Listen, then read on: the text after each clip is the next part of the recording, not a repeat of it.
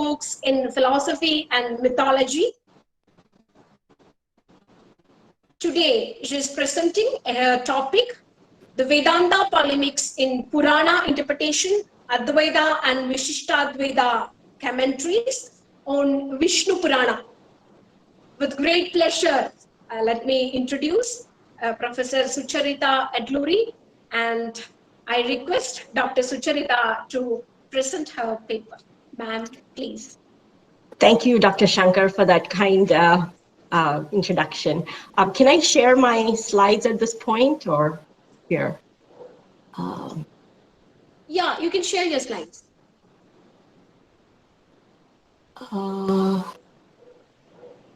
Okay, can everyone see my slides? Yes. Okay, thank you. Thank you. Good evening, everyone. I would like to begin by offering thanks to the Vice Chancellor of the University, Mr. Tim Boyd, President of the Theosophical Society, Dr. B. Chandrika, in whose honor this conference is undertaken, Dr. Ramadevi Amma, Dr. Muthulakshmi, Dr. Francis Arakal, Dr. Radha Raghunathan, Director and General Editor of Adyar Library and Research Center in Chennai, and members of the Department of Vedanta at Sri Sankaracharya University, Kaladi, who have planned and brought this wonderful conference to fruition. I am deeply appreciative of this opportunity to share my research, and I'm hoping it will lead to an interesting discussion, being that I'm addressing learned experts in Advaita who may know more about Sridhara Swamin. I became interested in the Advaita commentaries on the Vishnu Purana, working on my last book on this Purana's importance for Ramanuja's Vedanta, and found evidence in his Sree Bhashya, his commentary on the Vedanta Sutras, of an Advaitin Purva Pakshin quoting significant sections from the Vishnu Purana as support for Advaita theology. Ramanuja, of course, refutes this interpretation of Advaita in his Mahasiddhanta and proceeds to reinterpret the Purana passages from the Vishisht Advaita point of view. But what this suggests is that the Vishnu Purana was probably very important in Advaita circles also by the time of Ramanuja, around 11th century. And this subsequently led me to examine how this Purana was appropriated by these two major schools of Vedanta. While the Sanskrit Puranas have been widely studied as propagators of bhakti and popular religion, their engagement with various schools of Vedanta is not something that immediately comes to mind when we think of this genre. There are, however, exceptions. For instance, much has been written about the Bhagavata Purana and its commentaries that influenced the Chaitanya Sampradaya. In examining the connection between Puranas and Vedanta theology, my paper today focuses on the Vishnu Purana and its two commentaries, the Vishnu Chittaya, written in the 12th century from the Vishishta Advaita perspective by Vishnu Chitta, and the Atma Prakasha, written in the 14th century from the Advaita point of view by Sridhara. The former was composed by Vishnu Chitta and the later by Sridhara. An earlier incomplete commentary from the Advaita perspective by Sankaracharya, 13th century, is extant, to which Sridhara refers to. A little bit about the Vishnu Purana before we get started. The Vishnu Purana is one of the more well-known of the Puranas and is categorized as a Mahapurana. It is fairly short compared to other such texts, consisting of 6 books, and comes closest to fulfilling the traditional Pancha Lakshana, regarded as the hallmark of Puranic literature. Presented as a dialogue between the seer Parashara and his disciple, the sage Maitreya, the Purana's main aim is to elucidate the true nature of the universe. In doing so, it consistently emphasizes the identification of Vishnu as the supreme Brahman of the Upanishads. In the first chapter of the first book of the Vishnu Purana, Maitreya asks of Parashara questions about the origin of the world. For instance, he would like to know how the world was, how the world is, how the world will be, what the world is made of, where was it prior to creation, where will it go after dissolution. To such questions of Maitreya on cosmology, Parashara first offers a brief answer. He says, the world originates from Vishnu himself, and it exists there itself. He's the cause of preservation and dissolution of that world, and he is the world. The rest of the Purana is an elaboration of the summary statement. We will later examine these three verses, 114, 115, which was from the slide earlier, and this one, and one additional passage as interpreted by the two exegetes. But first, some very biographical information on our authors, and this is very, very brief because of time constraints. Vishnu Chitta was born into a family of Sree Vaishnava Brahmins near Sri Rangam. He was a younger contemporary and disciple of Ramanuja and was commissioned to undertake the task of composing a commentary on the Vishnu Purana. In doing so, Vishnu Chitta relies heavily on vocabulary and doctrines of his predecessor and teacher, and in some cases, simply lifts and quotes entire sections from Ramanuja's writings.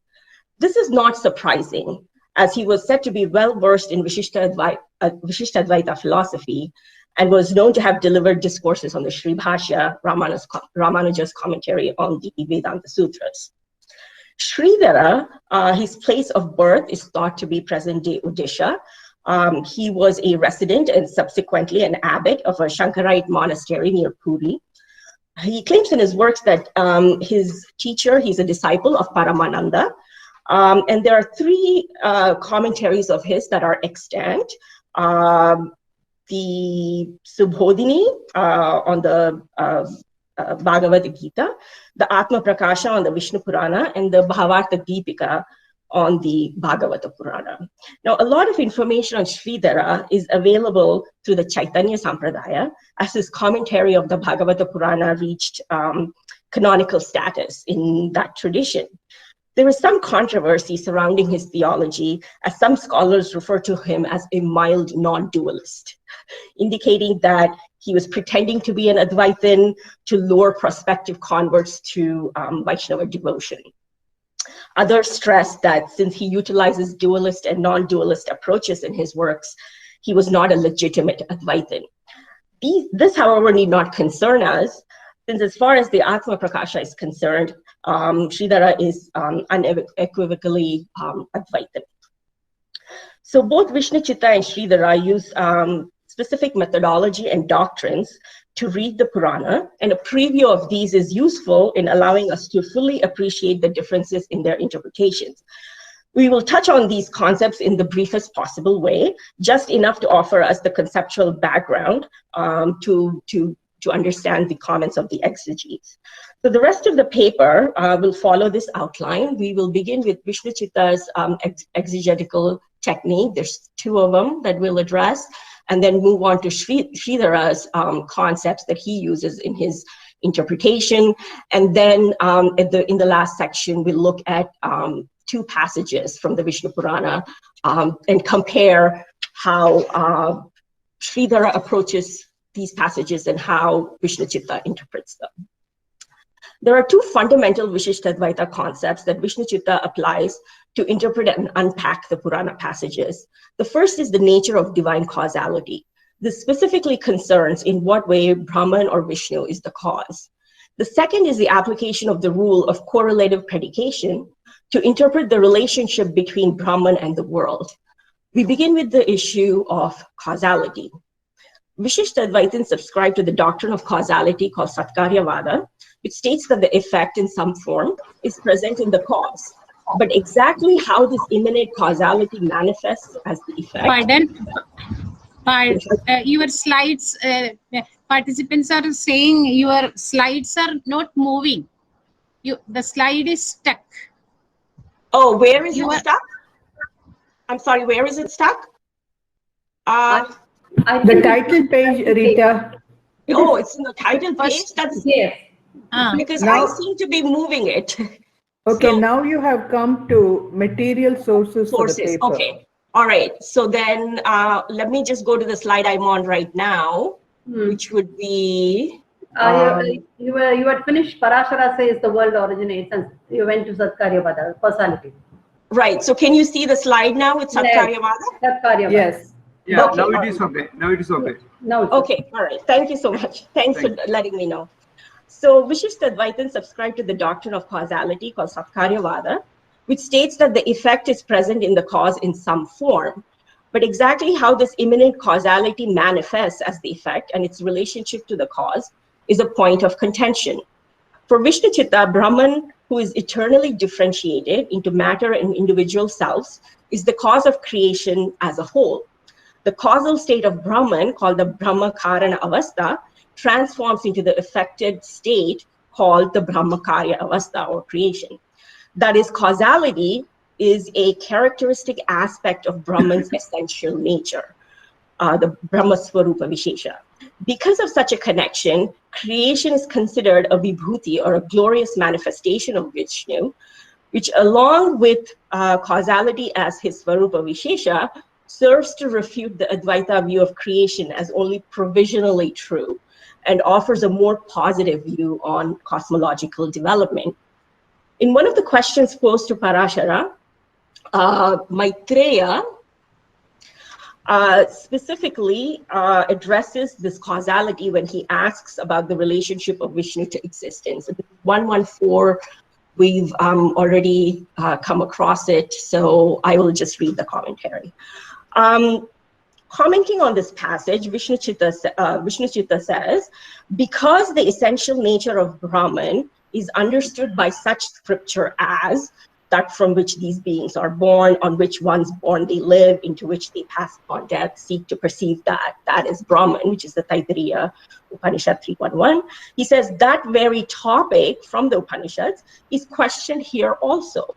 It is stated by the Bhashyakara Ramanuja that this is a question about the specific aspect of the essential nature of Brahman, Brahma Swarupa Vishesha. By citing the Taittiriya Upanishad, Vishnu Chitta underscores the importance of the topic of causality for liberation. The first cause needs to be investigated, just as in the Upanishads, and causality is to be understood as an aspect of Vishnu's essential nature. So even from the very beginning of his commentary, Vishnu Chitta directs the reader to consider any mention of Vishnu's relationship to the world in light of this view. Working in conjunction with the concept of causality as Brahma Swarupa Vishesha is the doctrine of Samanadhyakaranya, or correlative predication. Correlative predication is a grammatical rule in Sanskrit and is defined as the application to one object of more than one word having different grounds for their occurrence. Thus, a particular object can be the locus of more than one characteristic. As Lipner notes, as an example from everyday language, Julius Lipner has written a wonderful book on Ramanuja's philosophy. As Lipner, the example that Lipner gives from everyday language is Devadatta is young, swarthy, magnanimous, and well-bred. So by the way of correlative predication, the same Devadatta is the locus of co-presence of different physical and mental attributes. An example from scripture would be the statement Satyam Jnanam Anantam Brahma, and by correlative predication, the non-synonymous terms here, Satyam Jnanam Anantam and Brahma, all had the same neuter nominative, possibly accusative case ending, and apply to the referent Brahman. For Vishnu Chitta, this means that Brahman, Vishnu, is differentiated and endowed with infinite auspicious qualities, Kalyana Gunas. While correlative predication is important in the interpretation of scripture, such as Taittiriya, which addresses the essential nature of Brahman, it is also relevant in the clarification of those passages that speak of the relationship between Brahman and the world, such as the famous passage from Chandogya Upanishad 6.8.7. Shvetaketu's father, instructing him, says to his son, Tattvam asi Shvetaketu, you are that. Here, two terms, you and that, are correlatively predicated to refer to Brahman. But how is it possible for such an identity to exist between Brahman and Shvetaketu, who is embodied and associated with karma? For such scriptural statements of identity, Vishishtadvaitins employ the body-self paradigm in interpreting the connection of Vishnu to the world. And Dr. Vasudha Narayanan has already introduced and explained to us this body-self concept in Vishishtadvaita. Just as the body can be used to denote the self, so also the world can be identified as Vishnu, so long as the identification is understood as one of Sharira Shariri Bhava. Ultimately, for Vishishtadvaitins then, all words refer to Brahman. though their first denotative stopping place, as Lipner calls it, is the immediate referent. Since this referent is a mode of the Supreme Self, that is the mode possessor, it also denotes the Supreme Self. So in the Chandogya statement, the immediate referent Twam, you, is Shvetaketu, but by the body-soul analogy, it refers to Brahman himself, who possesses all embodied beings, such as Shvetaketu, as his body. So commenting on 1.131, where Parashara has briefly stated, has given an answer to Maitreya's questions, Vishnu Chitta interprets the phrase, he is the world, in the following way. Here, the sameness of the nature by means of being of the form of the inner self, that is, by being the self of it, is the intended condition, but not sameness in nature due to identity with the object. Because the answer to Maitreya's question, what is the world made of, is he is the world, the connection is one of coordinate predication, samanadikaranya, and the basis of the relationship is the self-body connection. We will look more closely at Vishnu Chitta's discussion of this topic in a later section, but now we turn to Sridhara's exegetical techniques in interpreting the Vishnu Purana. There are 4 Advaita concepts that are critical to his interpretation of this Purana. Once again, we only touch on these briefly so as to understand their use in his interpretation. In no way is this an exhaustive discussion of these topics, as they are very complex and have their own developmental histories, and we can only devote a significant time to them. So they're all, stated very, very briefly. One of the first Advaita techniques of exegesis that Sridhara uses is the distinction of pravritti and nivritti. The path of action and social engagement following the dictates of dharma and ritual is the way of pravritti. The end result of this lifestyle is a meritorious afterlife, such as in the realm of the gods or a more fortunate future birth. Contrasted to this is the path of nivritti or social withdrawal, which calls for the abandonment of society and the dictates of dharma. Pursuit of such a life with the study of scripture results in liberation from the cycle of samsara. These 2 types of sadhana are in fact 2 different ways of seeing the world. Pravritti makes sense and is relevant in the context of a Vyavaharika worldview, and its pursuits like happiness and wealth is what you're engaged in, while nivritti is opposed to this. For some Advaitins, however, the path of pravritti can be of help by purifying the mind so that the discipline of knowledge, the path of nivritti, can be undertaken. Sridhara applies these distinctions to the spirit in which particular section of the Purana are to be understood.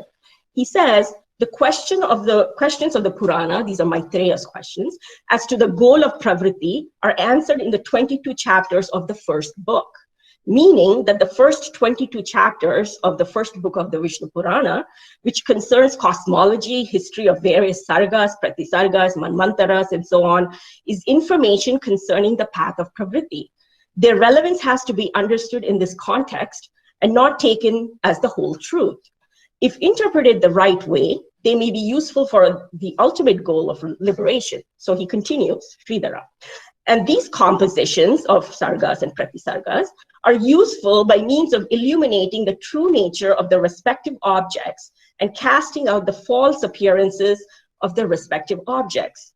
Even if in the whole Puranas, such details may be few, because of the strength of consistency in propounding the identity of the Supreme Self, the embodied self, and the world, here in this very Purana, this alone is stated. Pravritti is most suitable for those desiring liberation. And of the genealogies of Manus, gods, sages, creation, and dissolution therein, by negation, apavada of that, liberation is the teaching. The use of such an examination of narratives for liberation alone, either immediately or ultimately, ought to be seen. So according to Sridhara, sections dealing with pravritti are useful if they are contextualized and interpreted in the right way in regards to liberation. Now, one term that's been mentioned here is this term negation or apavada, and we'll take that up next to talk a little bit about what it is and how Sridhara uses it. Ascription, adhyaropa, and negation, apavada, is the second of 4 exegetical techniques that Sridhara resorts to.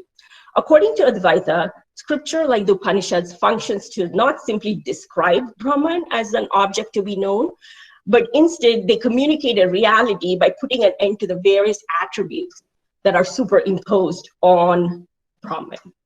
When scripture describes Brahman with attributes, these are only for the purpose of instruction, as such types of teaching are usually then retracted, negated.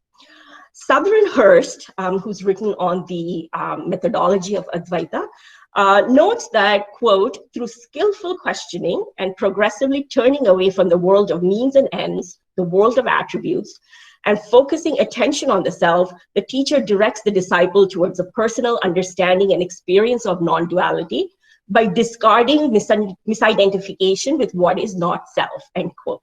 So in the last example, we saw that even stories of creation can be useful for liberation if this method of ascription and negation is applied to the content. Now, in addition to adhyaropa and apavada, Sridhara also resorts to a third concept, that of upalakshana. Some schools of Advaita Vedanta accept the notion of creation, but not in order to teach it as a fact, but in order to teach the non-duality of Brahman, by first showing that the world as an effect is not different from the absolute. Then, with further inquiry, it is shown that the world of name and form cannot be determined as either identical or different from the absolute. And finally, the realization that it is simply a superimposition on Brahman. Existence is only accepted from the standpoint of a practical worldly experience, and creation is admitted only until ignorance is cancelled. But from the standpoint of the absolute, creation in truth does not exist. So in the discussions of creation and cosmology, such as in the Vishnu Purana, sections in the Vishnu Purana, Advaitins denote causality as an accidental characteristic of Brahman and upalakshana. And Padmapada in his Panchapadika defines upalakshana in the following way. It says it's an accidental characteristic, stands outside of Brahman only, and yet denotes Brahman. A common example that is cited for this concept or doctrine is the example of a crow perched on top of a house.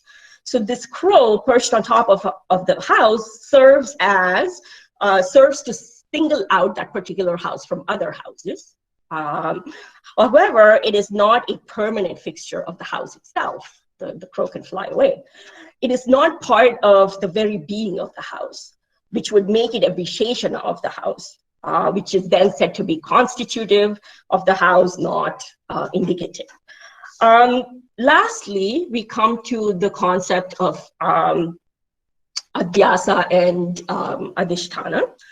Sridhara also relies on vocabulary like adhyasa and adhisthana. In the beginning of the Brahma Sutra Bhashya, Shankara explains the human condition or existence as one of superimposition.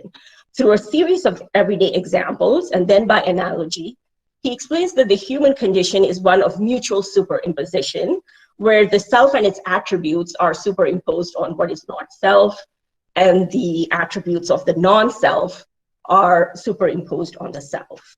So in the context of creation then, the manifest world is superimposed on Brahman. In one of the benedictory verses of the Purana that extols Vishnu with the phrase, "He who has the quality to manifest creation, maintenance, time, and dissolution," Sridhara interprets this particular part of the verse of causality, it's dealing with causality, using the Advaita doctrine of superimposition. He says, in the phrase, he who has the quality to manifest creation, maintenance, time, and dissolution, time means dissolution. Then, among the terms, the phrase, he who is the cause of dissolution, samlaya, means he on whom is the superimposition, the adhyasa, the connection. By the fact that he is the substratum, adhisthana of all, he is the Lord, and this is not contradictory, this is the meaning. So what Sridhara is doing here is first he interprets the word time in Shristi, Sthiti, Kala, Samlaya as being dissolution, and then he takes the dissolution that's already there, but uses it in the sense of settling down, alighting. And so the entire compound he interprets as he, Vishnu, on whom the superimposition of creation, existence, and dissolution takes place, instead of he who has the quality to manifest creation, maintenance, time and dissolution.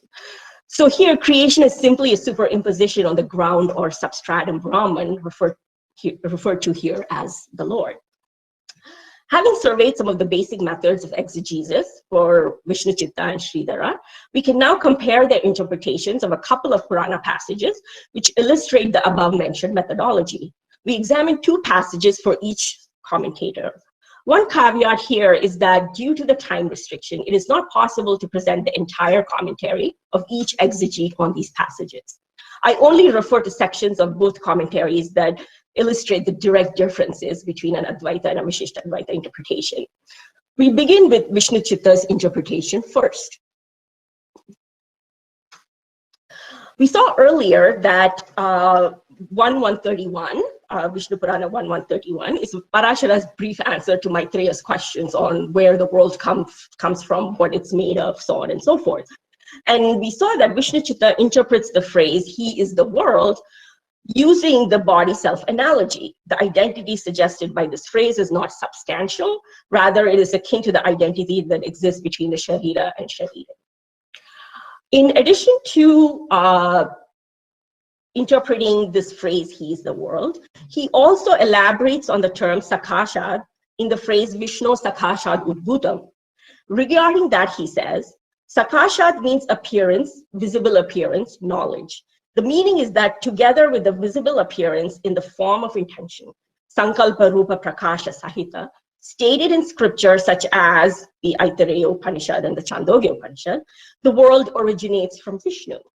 Or else you can take the word Sakasha to mean himself, as in Acharya Sakasha. So he offers 2 meanings for Sakasha here, both meant to convey the sense of intimacy and directness of the manifest world to Vishnu. We start with the second interpretation, or the latter one, where the ablative of Sakasha, Sakashat, means from the presence of or from. So Vishnu Sakashat Udbhutam means the world emanates from Vishnu himself, in some sense. In the case of the former or first interpretation, creation is described as a result of reflection, thinking. Vishnu's knowledge is reflective thought that has a form of seeing or manifesting. It is kind of a imageful cognition. But it is not simply divine reflection.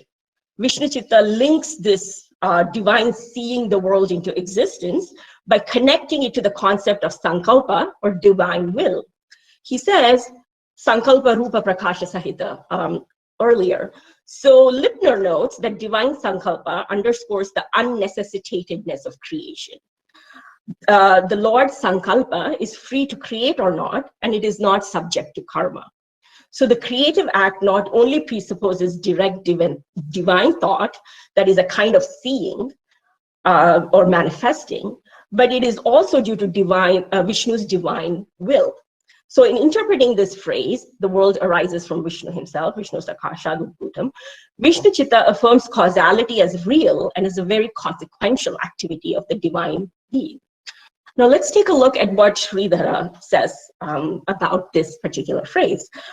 So Sridhara, interpreting Vishnu Sakashat Udbhutam, says, in Vishnu Sakashat Udbhutam, Sakashat means appearance, visible appearance, seeing, ikshana. From association with that, the world arises from Vishnu. This is established by Shruti. He thought, let me create the world, and he desired, let me become many. The power of reflection and the power of desire, the Chit and Icha Shaktis, are synonyms, where seeing, ikshana, has the nature of reflection or thought, alochana. So Sridhara understands the aikshata and akamyata from the scriptural passages as synonyms, where thinking and desiring are the same thing in the divine context. But Vishnu's reflection, alochana, is a form of seeing, also ikshana, from which the world arises. So there does not seem to be much difference here from Vishnu Chitta. However, he goes on to say, in this way, through the alochana of Vishnu, the world arises, and that Vishnu alone is the agent of world maintenance and dissolution, however, as an accidental characteristic, upalakshana, from creation. So while he seems to go along with the cosmological unfolding through Vishnu, he's also quite clear that this creation from the absolute point of view is an upalakshana to begin with. And that this upalakshana is only serving to point one in the direction of the substratum itself, which is Brahman. Causality here is not a visheshana of Brahman, as it is in the case with Vishnu Chitta. I want to look at one more passage before we conclude. So this is the first passage from the second chapter. So this is essentially kind of the beginning of the Purana. So Parashara, before he starts to explain anything, invokes Vishnu with about 9 or 10 passages, and this is the very first one. So this one propitiates Vishnu as Avikaraya Shuddhaya Nityaya Paramatmane Sadeka Rupa Rupaya Vishnave Sarvajishnave. So both commentators interpret these 4 terms here, Avikara, Shuddha, Nitya, Paramatma, and then Sadeka Rupa Rupaya. So we'll look at both exegetes to see what they do with these phrases. And once again, we start with Vishnu Chitta, who refers us back to 1.131. He starts by saying, since naming Vishnu as the cause in 1.131, he, Parashara, rejects the attendant modification with Avikara. Right? So because Vishnu was said to be the cause, here he says Parashara invokes Vishnu with Avikara to make it known that Vishnu does not undergo any change because of this creative activity. Now, I will not read this whole comment because it's long, but I've summarized it here in this slide. So for Vishnu Chitta, Vishnu is Avikara means that he is different from matter that undergoes Vikara. Vishnu is Shuddha because he is different from the embodied soul, which is in association with karma and is associated with Ashuddha. Vishnu is Nitya Shuddha. He combines the term Nitya and Shuddha here. Vishnu is Nitya Shuddha because he is different from the liberated soul. The liberated soul is Shuddha, but it is not Nitya Shuddha because it was once embodied. Vishnu is Paramatman, means that he is different from the eternally liberated souls because he's their controller. So this is all in line with the Vishishta Advaita view that all these mentioned entities are real, they exist, and they form the body of Vishnu, but they are all also fundamentally different from him. Now, interpreting the phrase Sada Eka Rupa Rupa, Vishnu Chitta says the essential nature is stated with Sada Eka Rupa Rupa. The first Rupa of Sada Eka Rupa Rupa denotes form. So you can interpret the phrase as one whose form is of one form always. Or you can split up that phrase as Sada Eka Rupa and then Rupa. So Sada Eka Rupa, he says, means having a kind of equality or balance, a kind of tulya prakaram, that is due to the lack of any defects whatsoever and wholly and infinitely auspicious, meaning that it is in equal parts having no defects and equal parts having all these auspicious qualities, kalyana gunas. And then he takes the second rupa that's left over and says that it denotes form or vigraha, right? So Vishnu Chitta affirms for Brahman, from this term Sada Eka Rupa Rupa, both an essential nature that is uniform and comprised of knowledge and bliss and so on, which is the Upanishadic definitions of Brahman, but also a divine form, vigraha, that is the four-armed Divya Rupa of Vishnu, which is important in the Sri Vaishnava devotional context.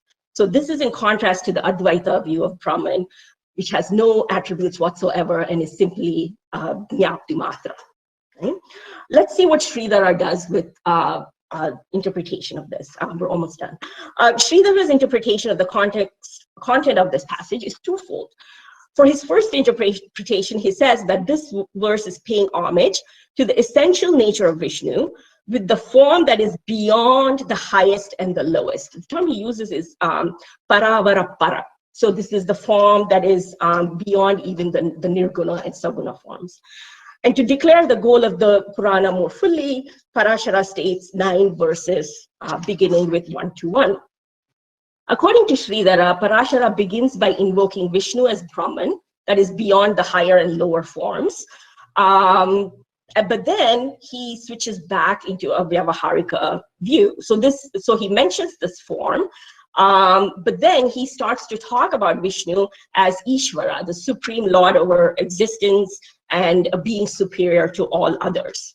So that would be the second part here, where he says, because at the end of the previous chapter, with a succinct verse, the goal of Purana is described as one who is the material cause of the world, he, Parashara, wards off the connection with modification that is obtained and pays obeisance with avikara. Indeed, in the world, the agent is seen as liable to change due to being the substratum of action, which is duty accompanied with desire, is non-eternal and associated with the ego. This he refutes with 4 words, beginning with avikara. Right. So first he says this verse is about the paravara pararupa, but then he kind of settled back into looking at it from a theistic perspective. So all this is from a Vyavaharika perspective, the second part, where he accepts Vishnu as Ishvara, an agent of creation, but still a superior being who does not undergo change or engage in activity that is ego-related, like other agents or causes in the world. Now, in his interpretation of Sada Eka Rupa Rupa, he also continues along this Vyavaharika perspective. He says, even in the material cause, such as clay, gold, and so on, due to modification in various pots, etc., multiplicity of form is seen. So here he's accepting that there's multiplicity of form. This he refutes with Sada Eka Rupa Rupa. In this phrase, Eka Rupa means he whose form is one only. The meaning of Sada is he is of this one form always. So the reason for this is that he's the conqueror over all by means of his unimaginable sovereignty. He has surpassing character to triumph over all causes and agents. And so Parashara is paying homage to such a being. And he says this is the second meaning. Right? So the first is the Paravara Pararupa, and then there is this description, this theistic description of Vishnu. So essentially, this is still Vishnu as the supreme deity, quite different from the Paravara Rupa he refers to initially. So what we see in examining these commentaries is how the same Puranic passages yield vastly different meanings. Not a surprise, but I found it very kind of wonderful and delightful, based on their interpretation. Vishnu Chitta is firm in his belief that Brahman Vishnu is the cause of the world that is real. Vishnu is also different from matter and the 3 types of individual selves, but he can be identified with the world through the relationship of body-soul. Sridhara navigates between 2 levels of meaning, always suggesting the ultimate reality is something beyond the distinction of the higher and the lower Brahman. He is, however, willing to work within the Prakriti context, so long as it is for instructional purposes and not without taking it as fact. He does not take away from the theism and devotion in which the Purana is steeped. Rather, he gently reminds the reader of the perspective from which it needs to be understood for the purposes of liberation. For Sridhara, Vishnu as the sovereign deity who is to be propitiated by devotion is not the end goal. Rather, it is the realization that Vishnu is one's very own self. Thank you. Thank you. Thank you, ma'am. It was really a wonderful and thought-provoking session. But before moving to the discussion, let me introduce our professor, Dr. V. Vasantakumari. She's being welcomed by the. Today's welcome session was dealing by her, and I forgot to introduce Dr. Vasantakumari for the welcome speech. So please excuse me. And before moving to the discussion, I welcome our professor, Department of Vedanta, Sri Sankaracharya University of Sanskrit, Dr. V. Vasantakumari, to deliver the welcome address. So please excuse me, teacher. Namaste. Thank you, Lakshmi. Thank you, Lakshmi. It is okay. Sri Gurubhyo Namaha. Respected Dr. K. Muthilakshmi, Head of the Department of Vedanta, Honorary Chief Guests, Dr. Lakshmi Shankar, and all other participants. Namaste to one and all. It is my great privilege and pleasure to be able to welcome renowned scholars and the participants who are with us today in the second session of the international webinar on interpretation on Indian philosophy, changing perspectives and paradigms.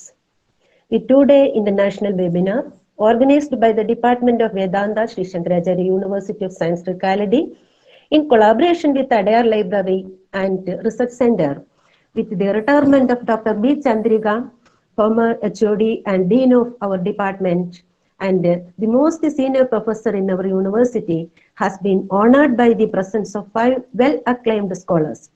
Before we get started, I would like to express my sincere appreciation to Dr. Radha Raghunathan, who became instrumental in conducting this two-day intellectual feast. When Dr. Radha Madam was conducted through Dr. M.A. Ravindran, who is professionally a doctor and also the president of Kerala Theosophical Federation, she generously helped us with an extended list of world-renowned scholars like Professor Clooney, Professor Vasudha Narayanan and others within 2 days. The patience and dedication shown by Radha Madam is worth emulating.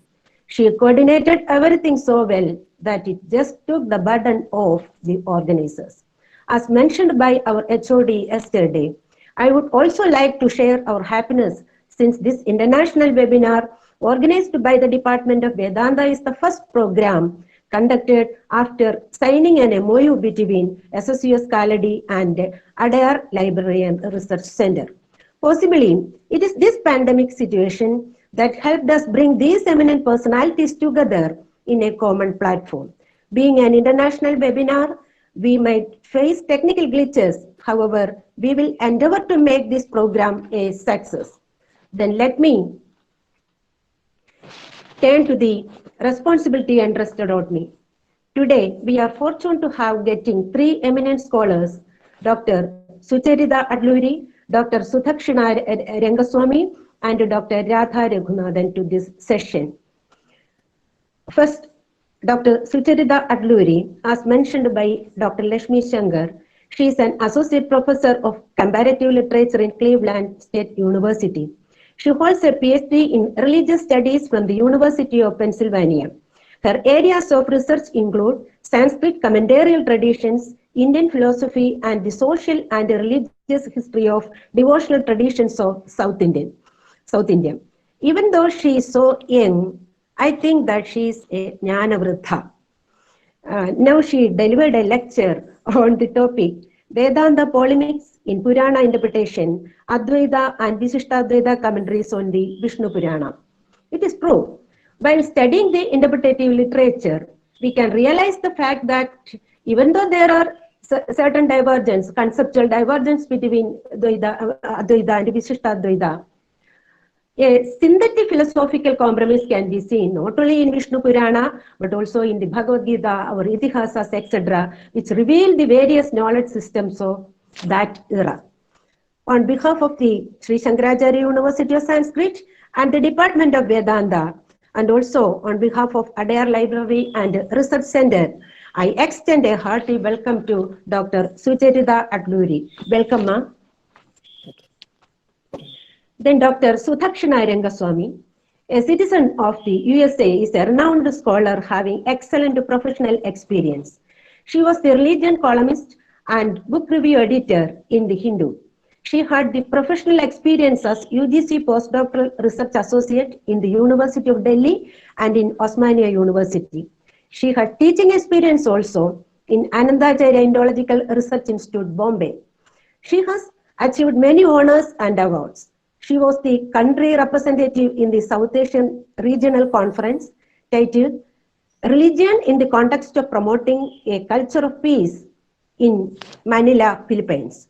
She published over 2,200 columns on religion as well as feature articles, interviews, and book reviews in The Hindu, and also published many articles in various journals.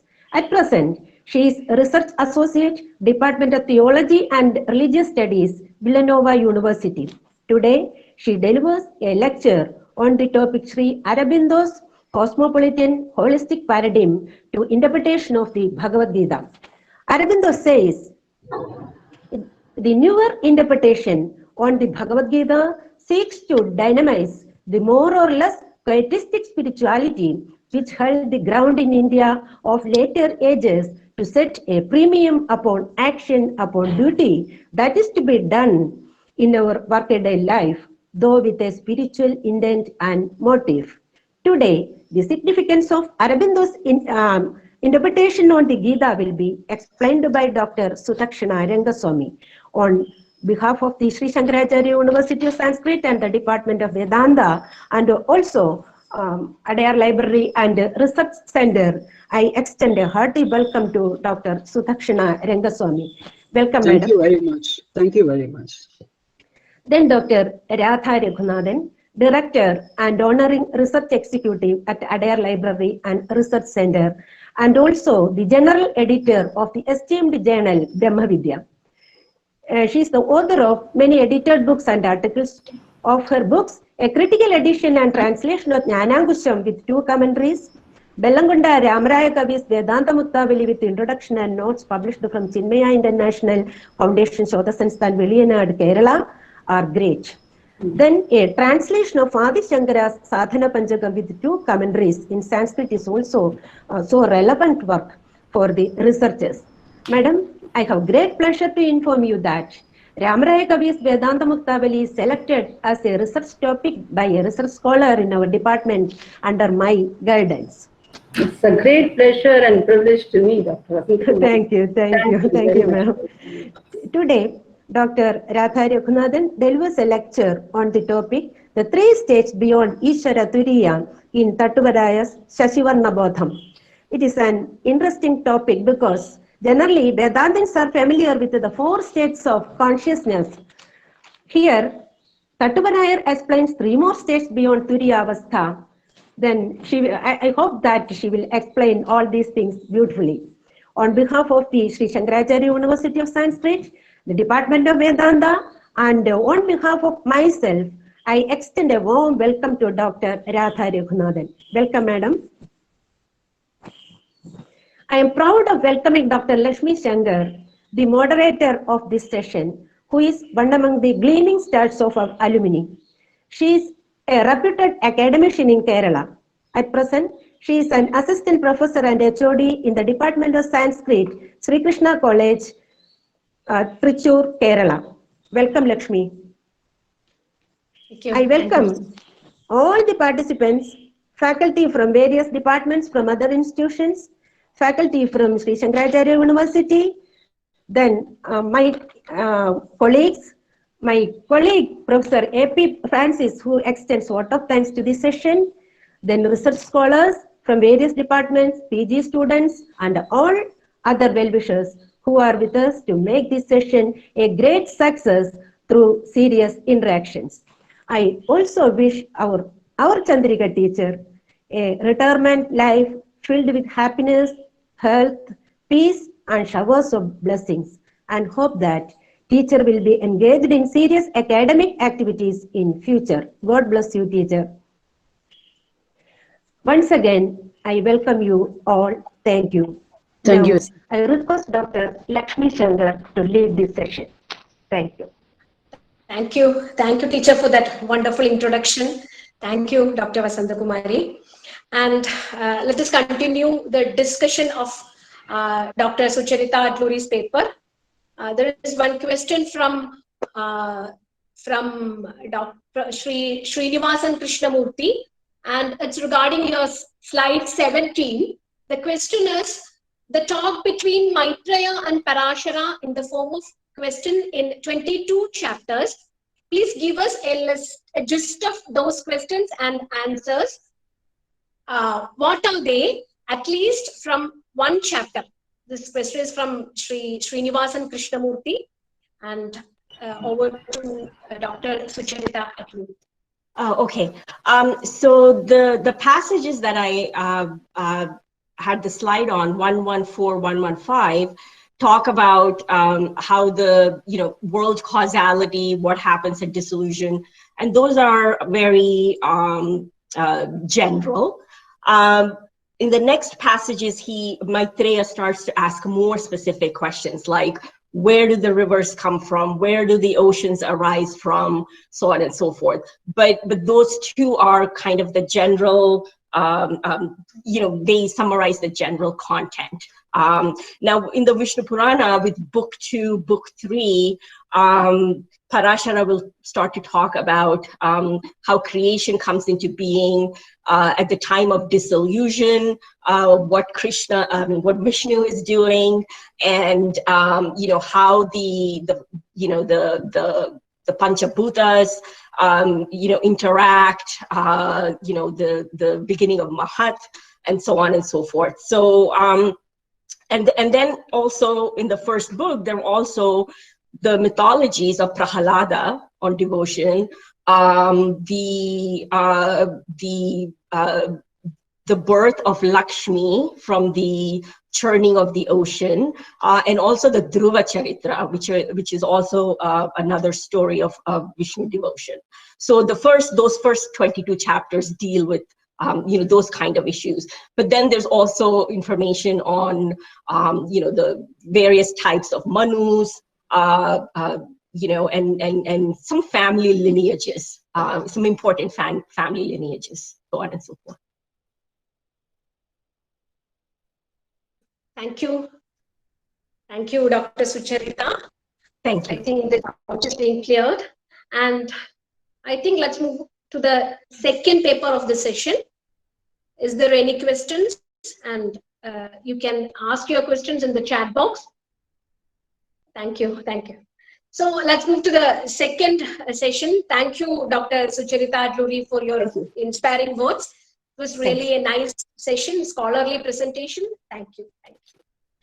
And the next session of Dr. Sudakshina Rangaswamy. It's my pleasure to introduce Dr. Sudakshina Rangaswamy to this gathering. Dr. Sudakshina is a very active personality in Vedanta thought through her independent thinking and writings. On behalf of the Department of Vedanta and Adyar Library, it's my pleasure to welcome Dr. Sudakshina Rangaswamy to present her paper on Sri Aurobindo's Cosmopolitan Holistic Paradigm to Interpretation of Bhagavad Gita. Dr. Sudakshina Rangaswamy, please. Thank you very much, Lakshmi. At the outset, I wish to express my thanks to Professor Muthulakshmi and Dr. Radha Raghunathan and Vasanta Kumari for giving me this opportunity to participate along with renowned academicians. And I extend my best wishes to Professor Chandrika, who is retiring, in whose honor this webinar has been arranged. And thanks to the institutions headed by Vice Chancellor Professor Dharmarajan and the International Theosophical Society President Tim Boyd, and all the staff members who have been instrumental in organizing this webinar in this challenging time. My association with Causality was in 1989, when I visited in connection with the 1200th birth anniversary of Adi Shankara, and with ALRC from 1980 onwards, when as a PhD scholar, I worked under Professor V. Varadachari, he was at French Institute of Indology, Pondicherry then, and he was son of the renowned editor, Pandit Krishnamacharya, who edited and published all the Pancharatra texts published by the Adyar Library. And of course, I've continued to interact with it and covered various visiting scholars during my tenure at the Hindu also. Now I'll start my presentation. Can you start the slide for me, please? The first one. I will just do, madam. I will do. Yeah, you take your time. It doesn't matter. I'll just start my reading. It's perhaps fortuitous but timely that almost a century since the publication of Sri Aurobindo's essays on the Gita, he lived from 1872 to 1950, and his Gita publication was in 1922, which was first published as essays in the Arya. His work has spurred interest recently. The first one, please. Especially in hermeneutics, to evaluate this prodigious poet, philosopher, mystics, wide-ranging corpus for fresh insights. Is it visible? It is visible. Can you start from the first one? Okay, just a minute. Yes. Yeah, you go ahead. I'll just read.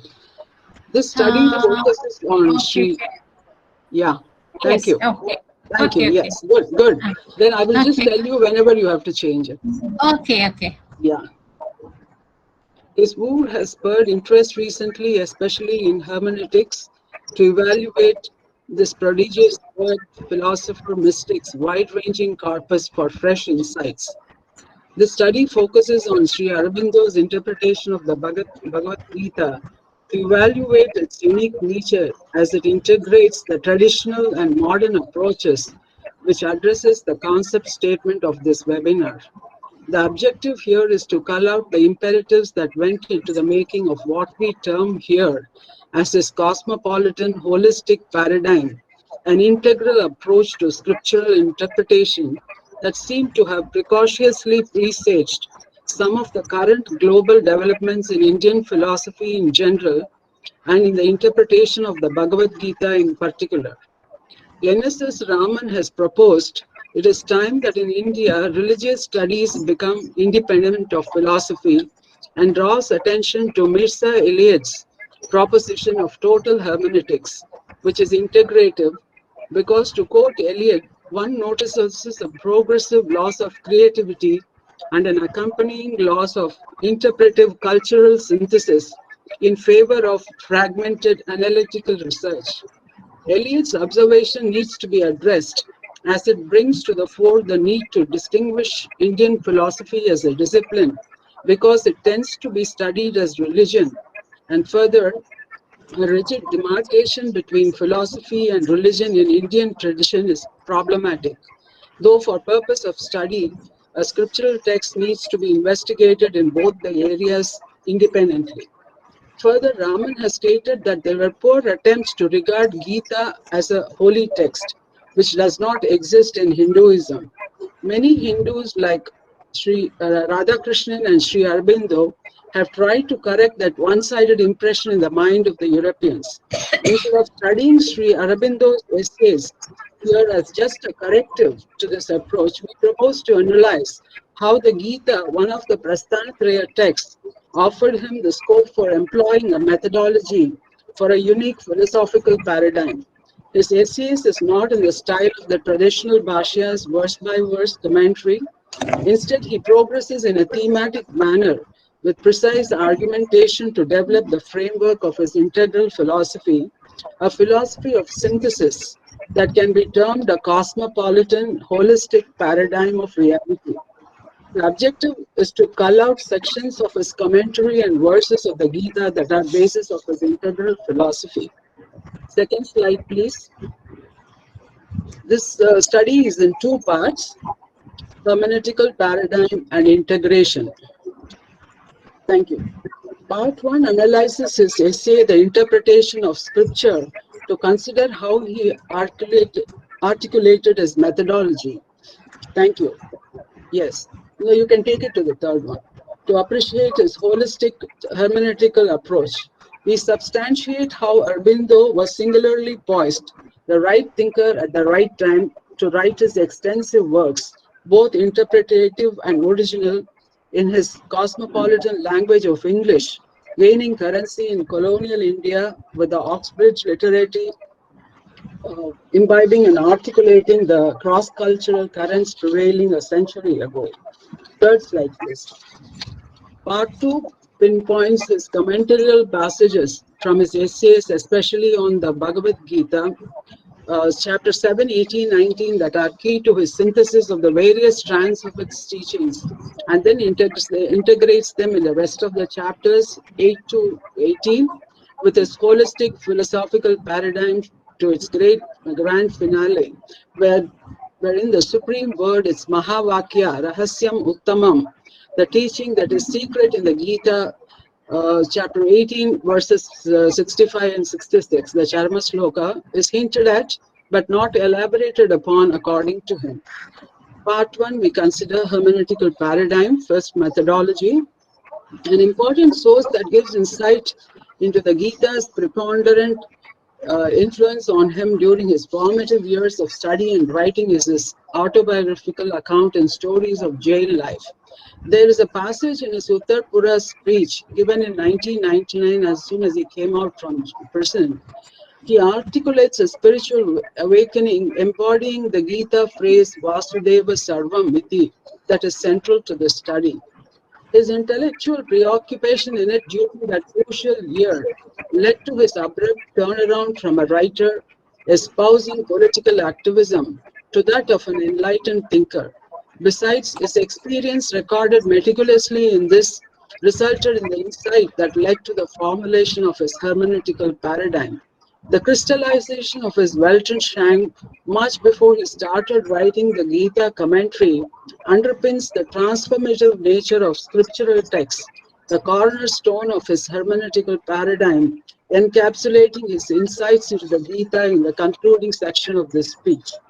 Sri Aurobindo's overarching approach seems on the face of it to privilege spiritual experience, Anubhava, over reasoning, Yukti, in the traditional Vedanta methodology, which is best reflected in the Brihadaranyaka Upanishad 245 statement. The self is to be heard, thought of, and meditated upon. The term manana in this emphasizes the need for reflection in exegesis, that is, philosophical investigation before nididhyasana, and has in turn led to the growth of the continuing scholarship on the nuances of earlier interpretations of the scriptural texts, and even within the same philosophical schools traditionally. But all this efflorescence of philosophical debate and dissent throughout centuries, it must be emphasized, does not take away the fact that the whole objective must lead to the final pursuit of nididhyasana, for knowledge of the absolute, which is intuitive and experiential. The term for Indian philosophy, darshana, perhaps best captures the equal significance of each of the three elements of the Shruti, Yukti, Anubhava methodology. Unlike the Shruti, which is apaurushaya and revelatory, the Gita's status as a Smriti Prasthana makes it a historical text intended for sadhana for all, but it pulsates with metaphysics. SCS is ideal then to appreciate how he has handled the role of Anubhava in interpretation, which the Western historico-philological approach meticulously strives to avoid. It is precisely the spirit of Shraddha that distinguishes his hermeneutics, argues Swami Medhananda in his essay, to whom I am very much indebted for getting the idea of this paper. His essay, Why Sri Aurobindo's Hermeneutics Still Matters, Philology and the Transformative Possibilities of Scripture in Hermeneutics and Hindu Thought, published by forthcoming in Routledge, wherein he anticipates another great scholar who is present here, anticipating Clooney. Sri Aurobindo makes a strong case that the best reader of scripture must have Shraddha in its spiritual core. Its capacity to shape, surprise, transform, and enlighten us. Put another way, interpretative Shraddha involves a willingness to cede agency to scripture instead of aggrandizing agency exclusively for ourselves. End quote. Though scholars like Robert Minor, for instance, have raised the charge of eisegesis, Swami Medhananda convincingly establishes that Sri Aurobindo nowhere in his textual interpretation cites his spiritual experiences to bolster his point that can be criticized as eisegesis. Shyam Ranganathan also addresses the continuing tradition of modern commentators on the Gita via interpretation, distinguishing it from the traditional Mimamsa investigation. Slide 4, please. Which is Slide 4, reflection. yes. Slide 4, yes. Slide 4. It has come. Yeah. It has come. It No. is necessary to keep in mind that Vedic hermeneutics is both the Purva and Uttara Mimamsa Sutra texts, which employ the word jignasa in their opening sutras, translates as enquiry into, which is an open-ended approach that introduces nuance and meaning and intention between interpretation and enquiry in modern philosophical discourse. Next, we consider holistic paradigm, what it is. It is necessary to underscore here that Sri Aurobindo was well aware of the rigorous methodological approaches in scriptural interpretation, both traditional and modern, and it is a delicate balancing act that permeates his careful articulation of his hermeneutical paradigm in his essay, The Interpretation of Scripture, published in, it was not published, it is among his unpublished manuscripts written in 1912. His turnaround from being an agnostic to an enlightened thinker was so profound that it became paramount for him to state his holistic hermeneutical approach in this. This was written much before he began writing extensively on the scriptures in the Arya. In it, he spoke about his mission and restated his philosophy. We should come back to a more flexible and rational spirit of inquiry. And to understand scripture, it is not enough to be a scholar. One must be a soul. To know what the drishta, the seer, saw, one must oneself have drishti or sight, and be a student, if not a master of the knowledge. It is the combination of intellectual clarity, certitude of experience, and sophistication of argument, articulation in argument, as noted by several scholars across disciplines like Jyotirmay Sharma, Richard Davis, and Peter Heath, to name a few, that makes Sri Aurobindo a class apart among his contemporaries. Next slide, please. His essays illustrates how in his methodology, he navigates the challenges of harmonizing the philosophical concepts with their experiential aspects by integrating three strands that we explore from his Gita's commentary: the eternal truth, which is one, universal, two, experiential, and three, which synthesizes the absolute reality, the being, with the phenomenal world of becoming.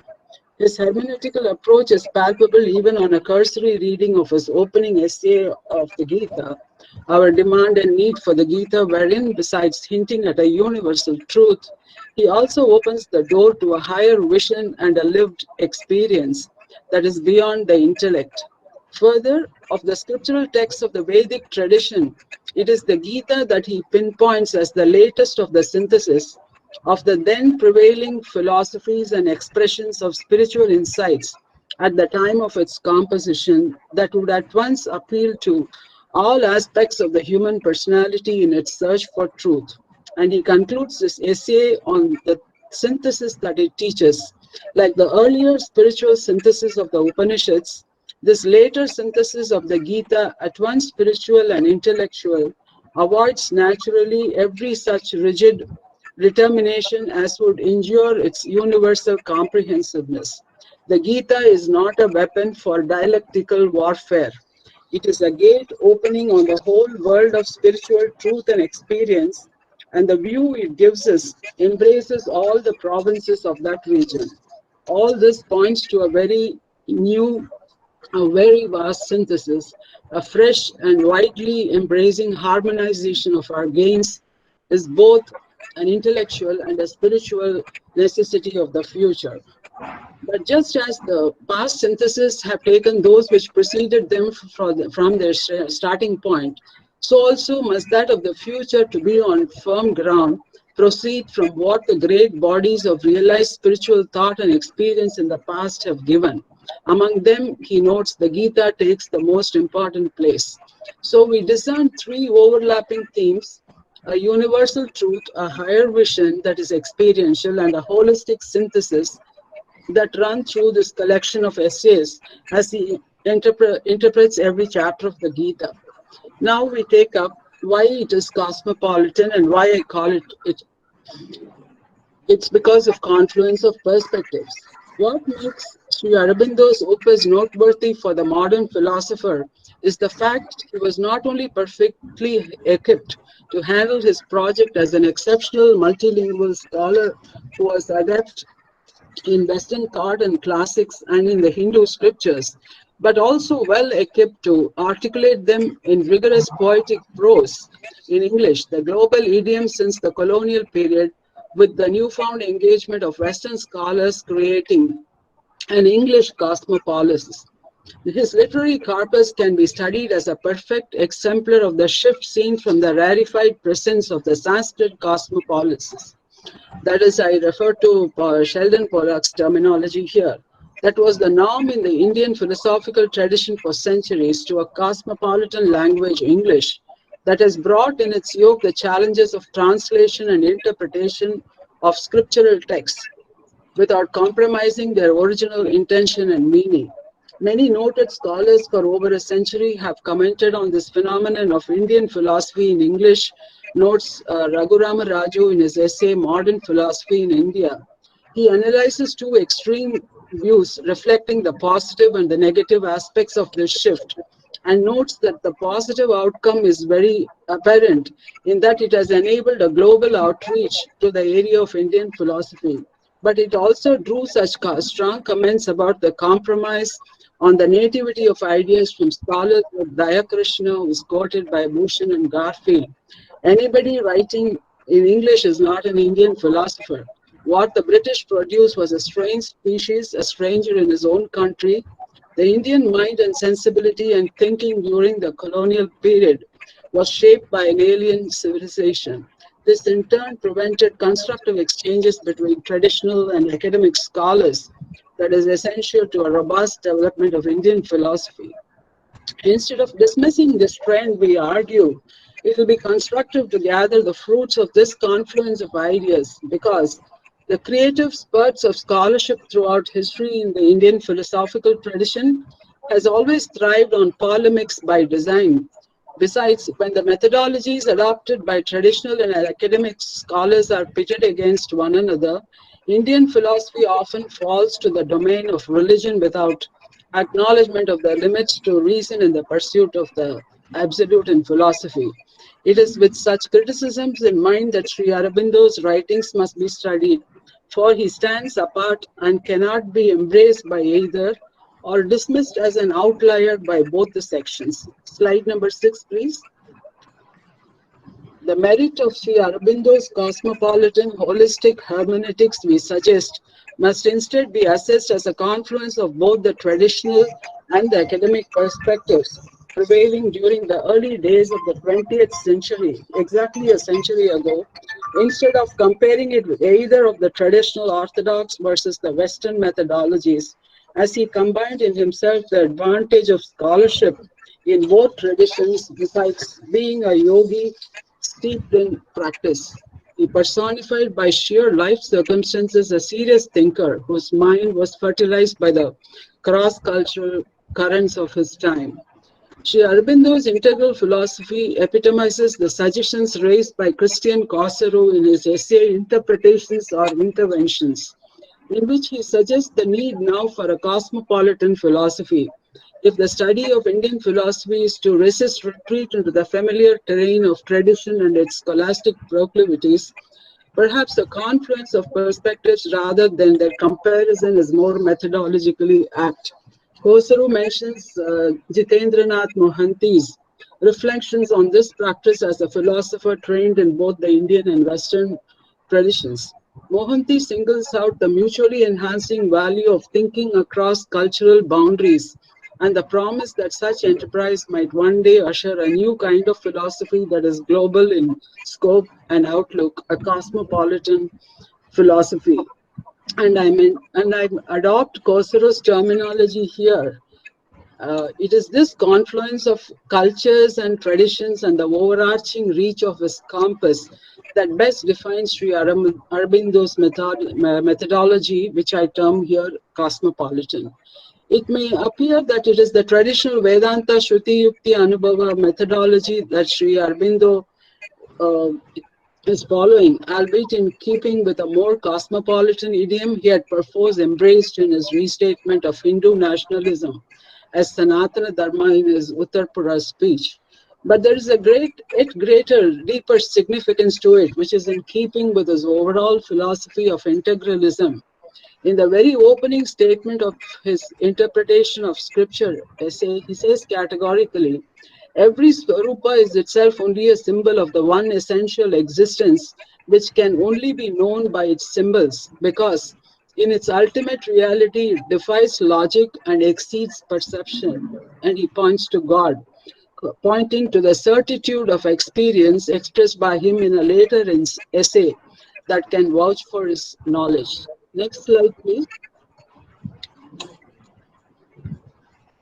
It is to a subtler level than what the intellect can reveal, which is experiential certitude, to use his exact term, that he is beckoning the reader to rise to from the level of jnana to vijnana, from intellectual language to comprehensive knowledge. It is the universality of spiritual experience that he draws attention to while interpreting these two terms. Yukti then is the process of argumentation to arrive at this step, and we shall see how he does not compromise any of the elements of the Shruti Yukti Anubhava methodology in affecting the integral synthesis of the Gita concepts. Slide number 8, please. Now we come to the core part, second part, which is the integration, which I deal with under these 4 topics. I take up rationale of Yukti first. In his essay, next slide please, the core of the teaching, Sri Aurobindo pinpoints what is necessary to understand the Gita. The Gita can only be understood like any other great work of the kind by studying it in its entirety and as a developing argument. The argument of the Gita resolves itself into 3 great steps, by which action rises out of the human into the divine plane, leaving the bondage of the lower for the liberty of the higher law. The first step is Karma Yoga, then the second is Jnana Yoga. And he says in this, the sacrifice of works continues and the path of works becomes one with it, but does not disappear into the path of knowledge. The last is Bhakti Yoga.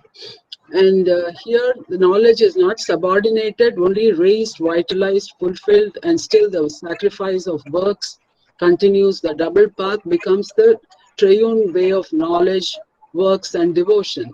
And the fruit of sacrifice, the one fruit still placed before the seeker is attained, is union with the divine being and oneness with the supreme divine nature. Further, at the beginning of the 7th chapter, Sri Aurobindo unravels the next step in the great synthesis of the Gita's teachings. The first 6 chapters of the Gita form a sort of preliminary block of teaching. All the rest, all the other 12 chapters are the working out of certain unfinished figures in this block, where here are seen only as hints behind the large size execution of the main motives, yet are in themselves of capital importance and are therefore reserved for a yet larger treatment on the other 2 phases of the work.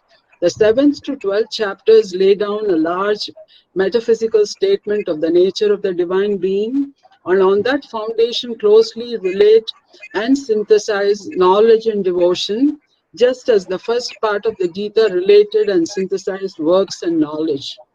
He also summarizes the topics dealt with him, the vision of the world Purusha that gives a dynamic turn to the stage of synthesis in the 11th chapter, then the differentiation of Purusha and Prakriti to work out its ideas of the action of the gunas, of the ascension of the gunas, and of the culmination of desirous works with knowledge, where that coalesces with bhakti, and then on to rises then to its great finale, the supreme secret of self-surrender to the master of existence.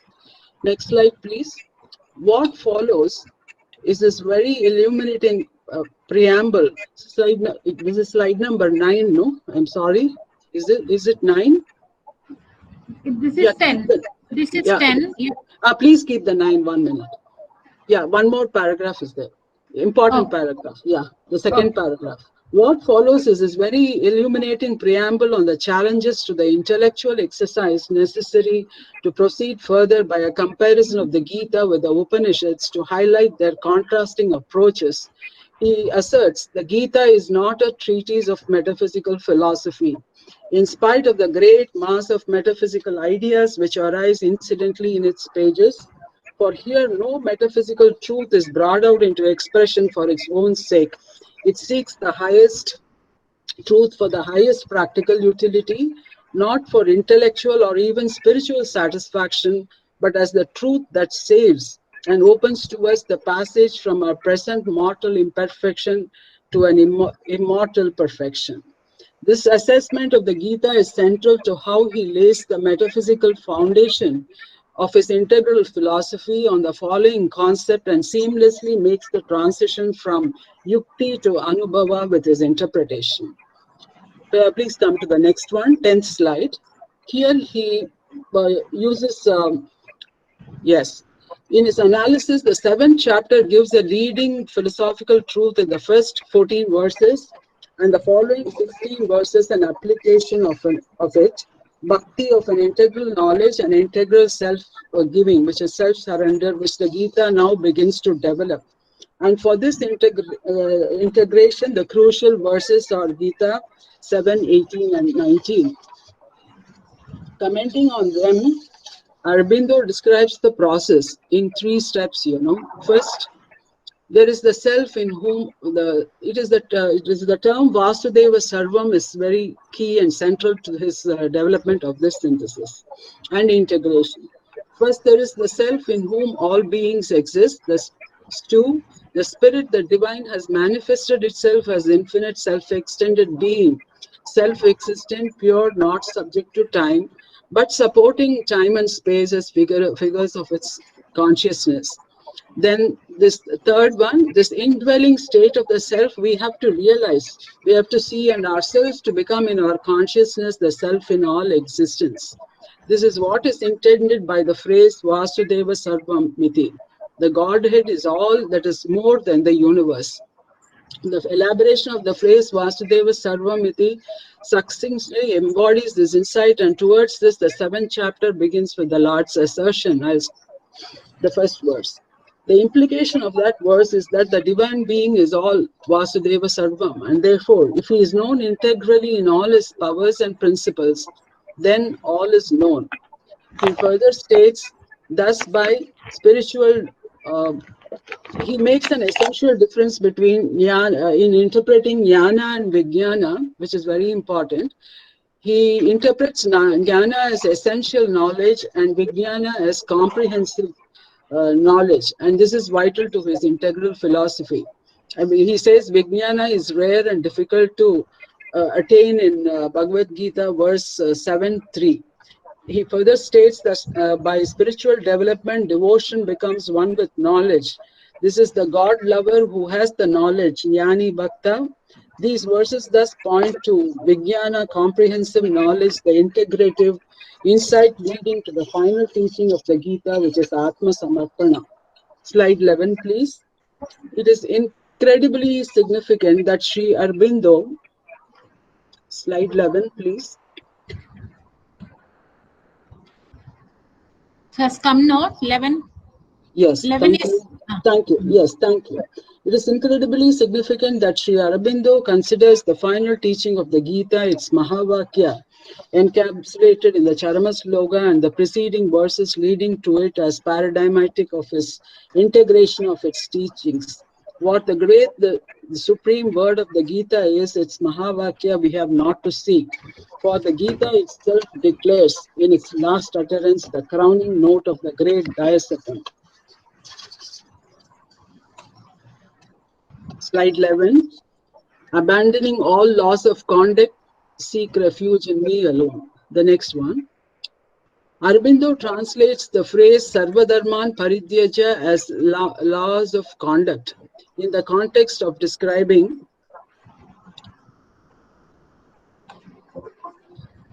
the human disciple Arjuna of the Gita. He elucidates what dharma is before taking up why Krishna is asking him to give it up, and then reiterates, yet it is precisely the secret for which he does not ask, or at least so much of it he intends to give that he teaches this. Then we come to Atma Samarpana.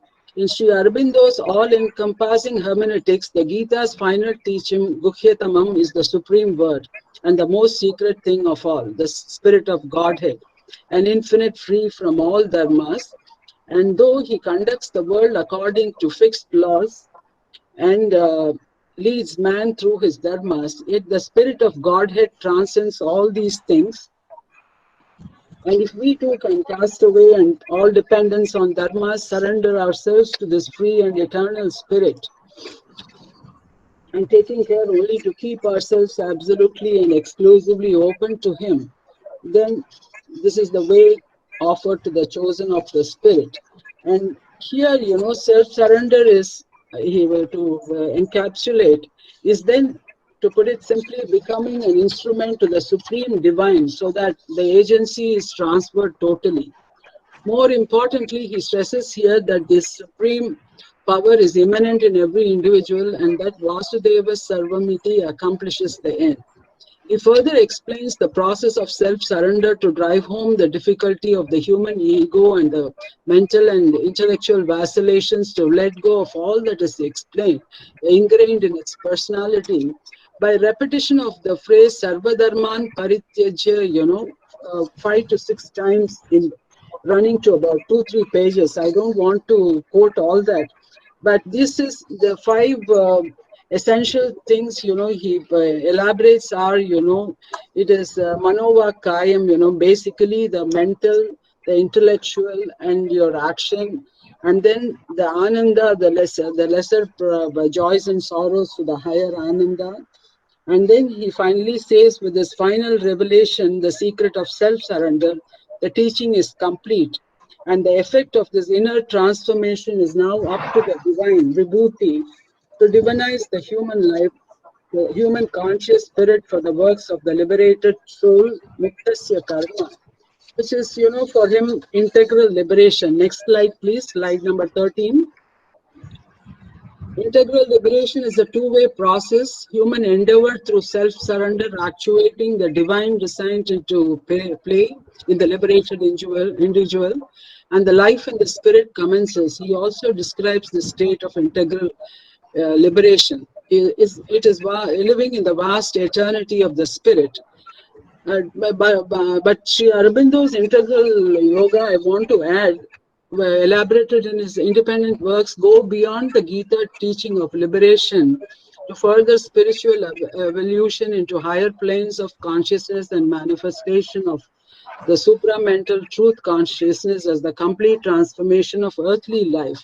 This is another pointer to Sri Aurobindo's interpretative fidelity or shraddha to scriptural interpretation, wherein he has not stretched the interpretation of the Gita verses to substantiate his integral philosophy standpoint beyond what the Gita teaches, which is moksha or liberation, And for him, the last slide, 14th slide, this is a concluding summary which summarizes what I have, the essential points that I have given. And in this, you will see how, he has brought in the concepts of synthesized karma, jnana, bhakti yogas, and then integrated them with the key term vijnana, which he translates as comprehensive knowledge, which is very crucial to self-surrender, atma samarpana. And it is the Vasudeva Sarvamiti, that knowledge which arises out of that comprehensive knowledge, which really brings about that surrender, and that is the Gita's Mahavakya, according to him. He says it is Rahasyam because it is not elaborated here.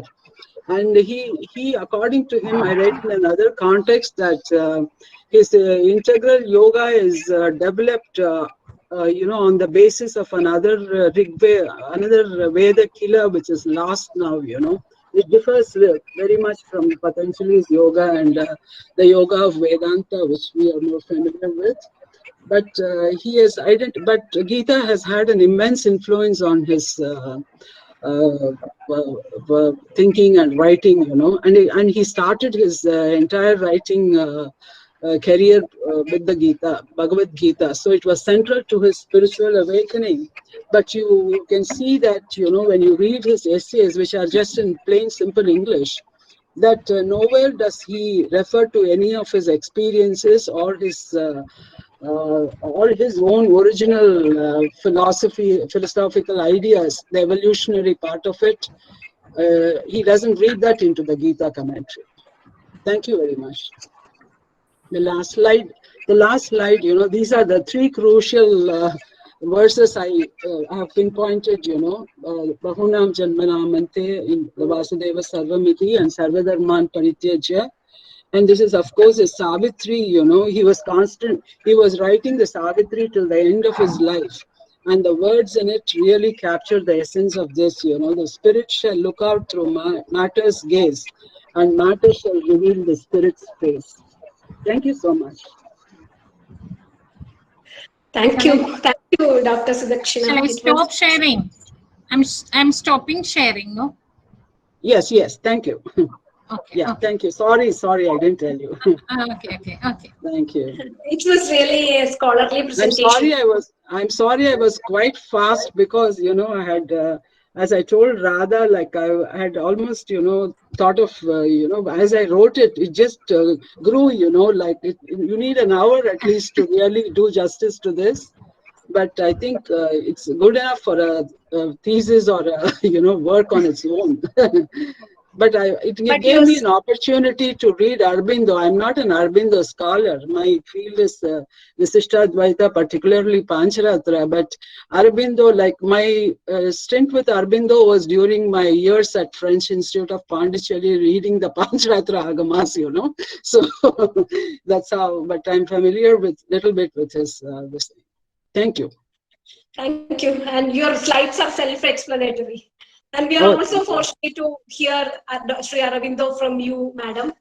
And especially your identification of the Gita's Mahavakya, as mentioned by Aurobindo, Vasudeva Sarvamiti, Samahatma Sudurlabha. That is the key verse for Vaishnava philosophy also, the Charma Sloka is very important, and Vasudeva Sarvamiti is this integral philosophy of manifestation of divine on the earth, that is crucial. The term Vasudeva, which is in the Bhagavad Gita, is in the Mahabharata, and again Pancharatra concepts are also in the Mahabharata, the earliest ones. So there is the very usage of his name Narayana and Vasudeva throughout his writings is very, very significant, because he was himself a Vaishnava who was, as a Bengali Vaishnavite, he was influenced by these Tantra and Agama schools. Thank you so much. Thank you. And this is a time for discussion. And there is an important question from Dr. V. Vasantakumari from our own Department of Vedanta. Yes. The question is, how does Sri Aurobindo modify the old interpretation on the Bhagavad Gita through his new interpretation? Is it conceptual or etymological? Can you explain this through an example? Yes. Here, I think I want to point out that right in the beginning itself, he says that he is not interested in polemics. So he doesn't bring out, though he's conscious of Shankara's, interpretation, Advaitic interpretation of the Bhagavad Gita, and I'm sure, as I said, he is very familiar with the Vaishnava tradition also. He makes it a point not to engage in polemics, and and at the same time, he interprets only according to what the verse is, on a very matter-of-fact basis, and develops the synthesis which Gita is developing, because according to him, Gita is a synthesis of the existing philosophies at the time of its composition. So he doesn't quote any of the other Vedantins or others before him.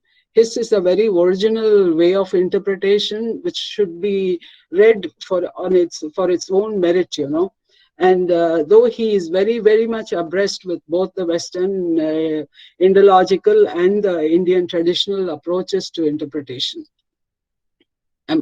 Does it satisfy you? Yeah, ma'am. Dr. Vasanta? Okay. Yes. Like, if you take Ramanuja, for him the Purva Paksha is Shankara, immediately. Whether you take his Vedanta Sangraha or his Brahma Sutra or Gita. So for him, he is first, he has to keep Shankara in mind before he says his Siddhanta. Whereas for Aurobindo, he's not bothered about it. He says very categorically, I'm not going to engage in, it is not for dialectical warfare. That is what his particular word, if I mentioned.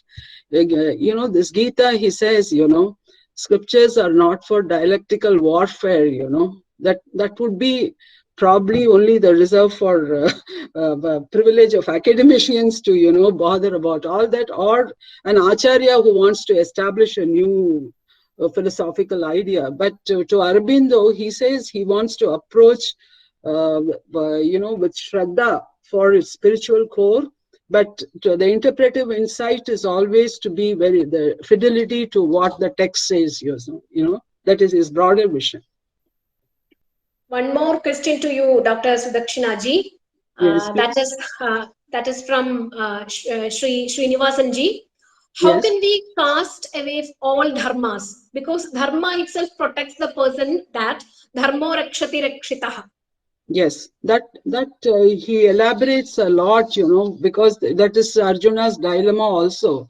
He says surrender. When you say surrender, you are, unburdening everything to a higher divine power who is going to take on and support you as the individual, Here again, as Vasudaji mentioned, the Sesha Sesha Bhava, how much you lose your personal individuality, it lies in that dharma. Like, as long as you hold on to yourself, the ego rises, then, all these dharmas of the world we have to observe. But when there is absolute surrender, sharanagati, atma samarpana in total, then these dharmas are taken up by a higher power which operates through you. You become an instrument in his hands. And so it is the instrumentality that is very crucial to atma samarpana, according to Aurobindo. Like, you have to totally dissolve, the individuality in you. That is the main crux of surrendering the dharmas. Thank you. Thank you, Dr. Sudakshinaji, for your valuable paper. We are happy to hear the original thoughts on Bhagavad Gita by Sri Aurobindo, who knows the real spiritual spirit of India. And he sincerely works for India's rebirth from the ruins of the West. Yeah, you should remember, he was also a very serious political thinker. That's how and Gita was a weapon for political freedom, independence. And his earlier writings in the Karma Yogin were all based on the Gita as an activist, But he was an agnostic who turned into such a evolved yogi and a philosopher. So, that turning point was because of Bhagavad Gita. That is what I was trying to capture, how much he had caught the essence of what transformation is when you read a scriptural text. When we talk about interpretation today, the novel way to look at it, from Aurobindo's eyes would be to see, how it will transform your thinking altogether. Like. Yeah. Thank you for your valuable thoughts. And I think let's move to the next paper by Dr. Radha Raghunathan. Yes. So let me introduce Dr. Radha Raghunathan for her paper. Dr. Radha Raghunathan, the Director and General Editor of the Adyar Library and Research Center, and she will be presenting her topic, The Three States Beyond Ishvara, Turiya in Tattvaraya's Shashivarna Bodhu. Dr. Radha Raghunathan is an author, editor, critic, and independent researcher in manuscripts on Advaita and Vishishtadvaita. She was published many authentic works, research papers, critical reviews on Vedanta, and translated many Vedanta works to English and Tamil. And she is an active blogger on spiritual and self-motivational topics. With great pleasure, let me welcome Dr. Radhaji for your paper. Dr. Radhaji, please. Thank you very much, Dr. Lakshmi. Greetings to everybody. Good evening to those who are in the zone of the evening time, and good morning to those who are in the zone of morning time. It gives me great pleasure to be part of this international webinar organized by Sri Sankaracharya University of Sanskrit in association with the Adyar Library and Research Center. The Adayar Library and Research Center was founded in the year 1886 for promoting research in Eastern civilization, philosophy, and religion. The library was established with the personal collection of manuscripts and books by Colonel Henry Olcott 135 years ago. And the center has been of global repute since then. Manuscripts at the library were being published by reputed scholars, notably by scholars like Professor G. Srinivasamurthy and many who succeeded him. The center was renamed as the Adayar Library and Research Center 85 years ago, under the directorship of Professor C. Kannan Raja. The research and publishing activities of the center have grown consistently in number and quality through his successors like Professor K. Kunjuni Raja, whose centenary was observed recently, Mrs. Radha Bharnier, and other eminent scholars as the directors of ALRC. The diversity in the collections of manuscripts and printed materials of ALRC is high enough to compete with international standards of resources. Sree Sankaracharya University of Sanskrit has the responsibility to explore and make available all the rich resources in the country accessible to the faculty and the research scholars who throng it. The university saw the benefits in associating with ALRC, as is identified as nourish the Indological traditional Indian outlook through real scriptures and studies already made in several decades by erudite scholars. Acquaint the systematic approach and internationally approved way of advanced thinking, as it is the real theosophical evaluation of reality and truth. The comparative study developed through the free thinking of the scholars, both Indian and international, will be a footstep to the university to be part of globally awarded educationalism. Give opportunity to share Indo-Sanskritized related literature. Both the university and ALRC has a common interest and ideological eagerness to unite, as both has a substratum of Sanskrit language and its allied and derived developed areas of art, architecture, language, and other modern technologies. And thus, the university and ALRC entered into an MOU which brings us together to this event of the international webinar on interpretation in Indian philosophy, changing perspectives and paradigms. I thank the VC of the university, whose inaugural speech yesterday set the tone for this two-day event. I thank Mr. Tim Boyd, the International President of the Theosophical Society, for my representing ALRC in my capacity as director and as a speaker in this forum of eminent scholars. I thank the International Secretary, Mrs. Maria Athima, International Treasurer, Mrs. Nancy Sequest, the General Manager, Sri Jay Kumar, all of them from the Theosophical Society, the librarian Sri Shinde, and the staff members at ALRC, particularly Ms. Ramani and Mrs. Jayanti, for their constant support to me. I thank Sri Harihara Raghavan for his many inputs, especially on the Pratyabhijna while I was preparing for my paper. At the university, I thank the HODs Dr. Muthulakshmi and Dr. Ramadevi Amma for planning this program. My interaction with the Department of Vedanta began with Dr. Vasanta Kumari contacting me first.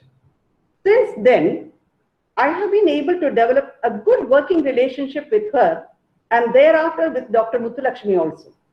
They have been very patient with all my queries and suggestions. Thank you, Dr. Muthulakshmi, and thank you, Dr. Vasanta Kumari. I thank all the other staff members and faculty members at the Department of Vedanta and the members of the IT department of the university for making this event a success. My thanks to Dr. Ravindran, who brought Dr. Vasanta Kumari and me together. I thank the eminent speakers, Professor Vasudha Narayanan, Professor Francis Clooney, Dr. Sucharita Adluri, and Dr. Sudakshina Rangaswamy, who readily agreed to my request to present their thoughts on interpretations in Indian philosophy in this webinar. They have enlightened us these 2 days with their academic and personal insights. Thank you, professors. Lastly, I thank all the participants who have been here with us and have encouraged us with their presence and their questions. A word about Professor Chandrika, in whose honor this webinar is conducted. Professor Chandrika, I am told, was a senior most professor, and she has served in various capacities as the Dean of Faculty of Indian Metaphysics, HOD of the Department of Vedanta, Director of Sri Shankara Studies, and that she has held several administrative responsibilities. And this remarkable scholar has authored 4 books, especially one that attracts me is her Sanskrit translation of Chattampi Swamigal's work. And that she has produced 8 PhDs and 14 MPhils. I wish her all the best in her post-retirement years. I hope she continues her academic work and research work as she did before. This past 1 year has been quite a challenge to the entire world with the coronavirus that we are battling with.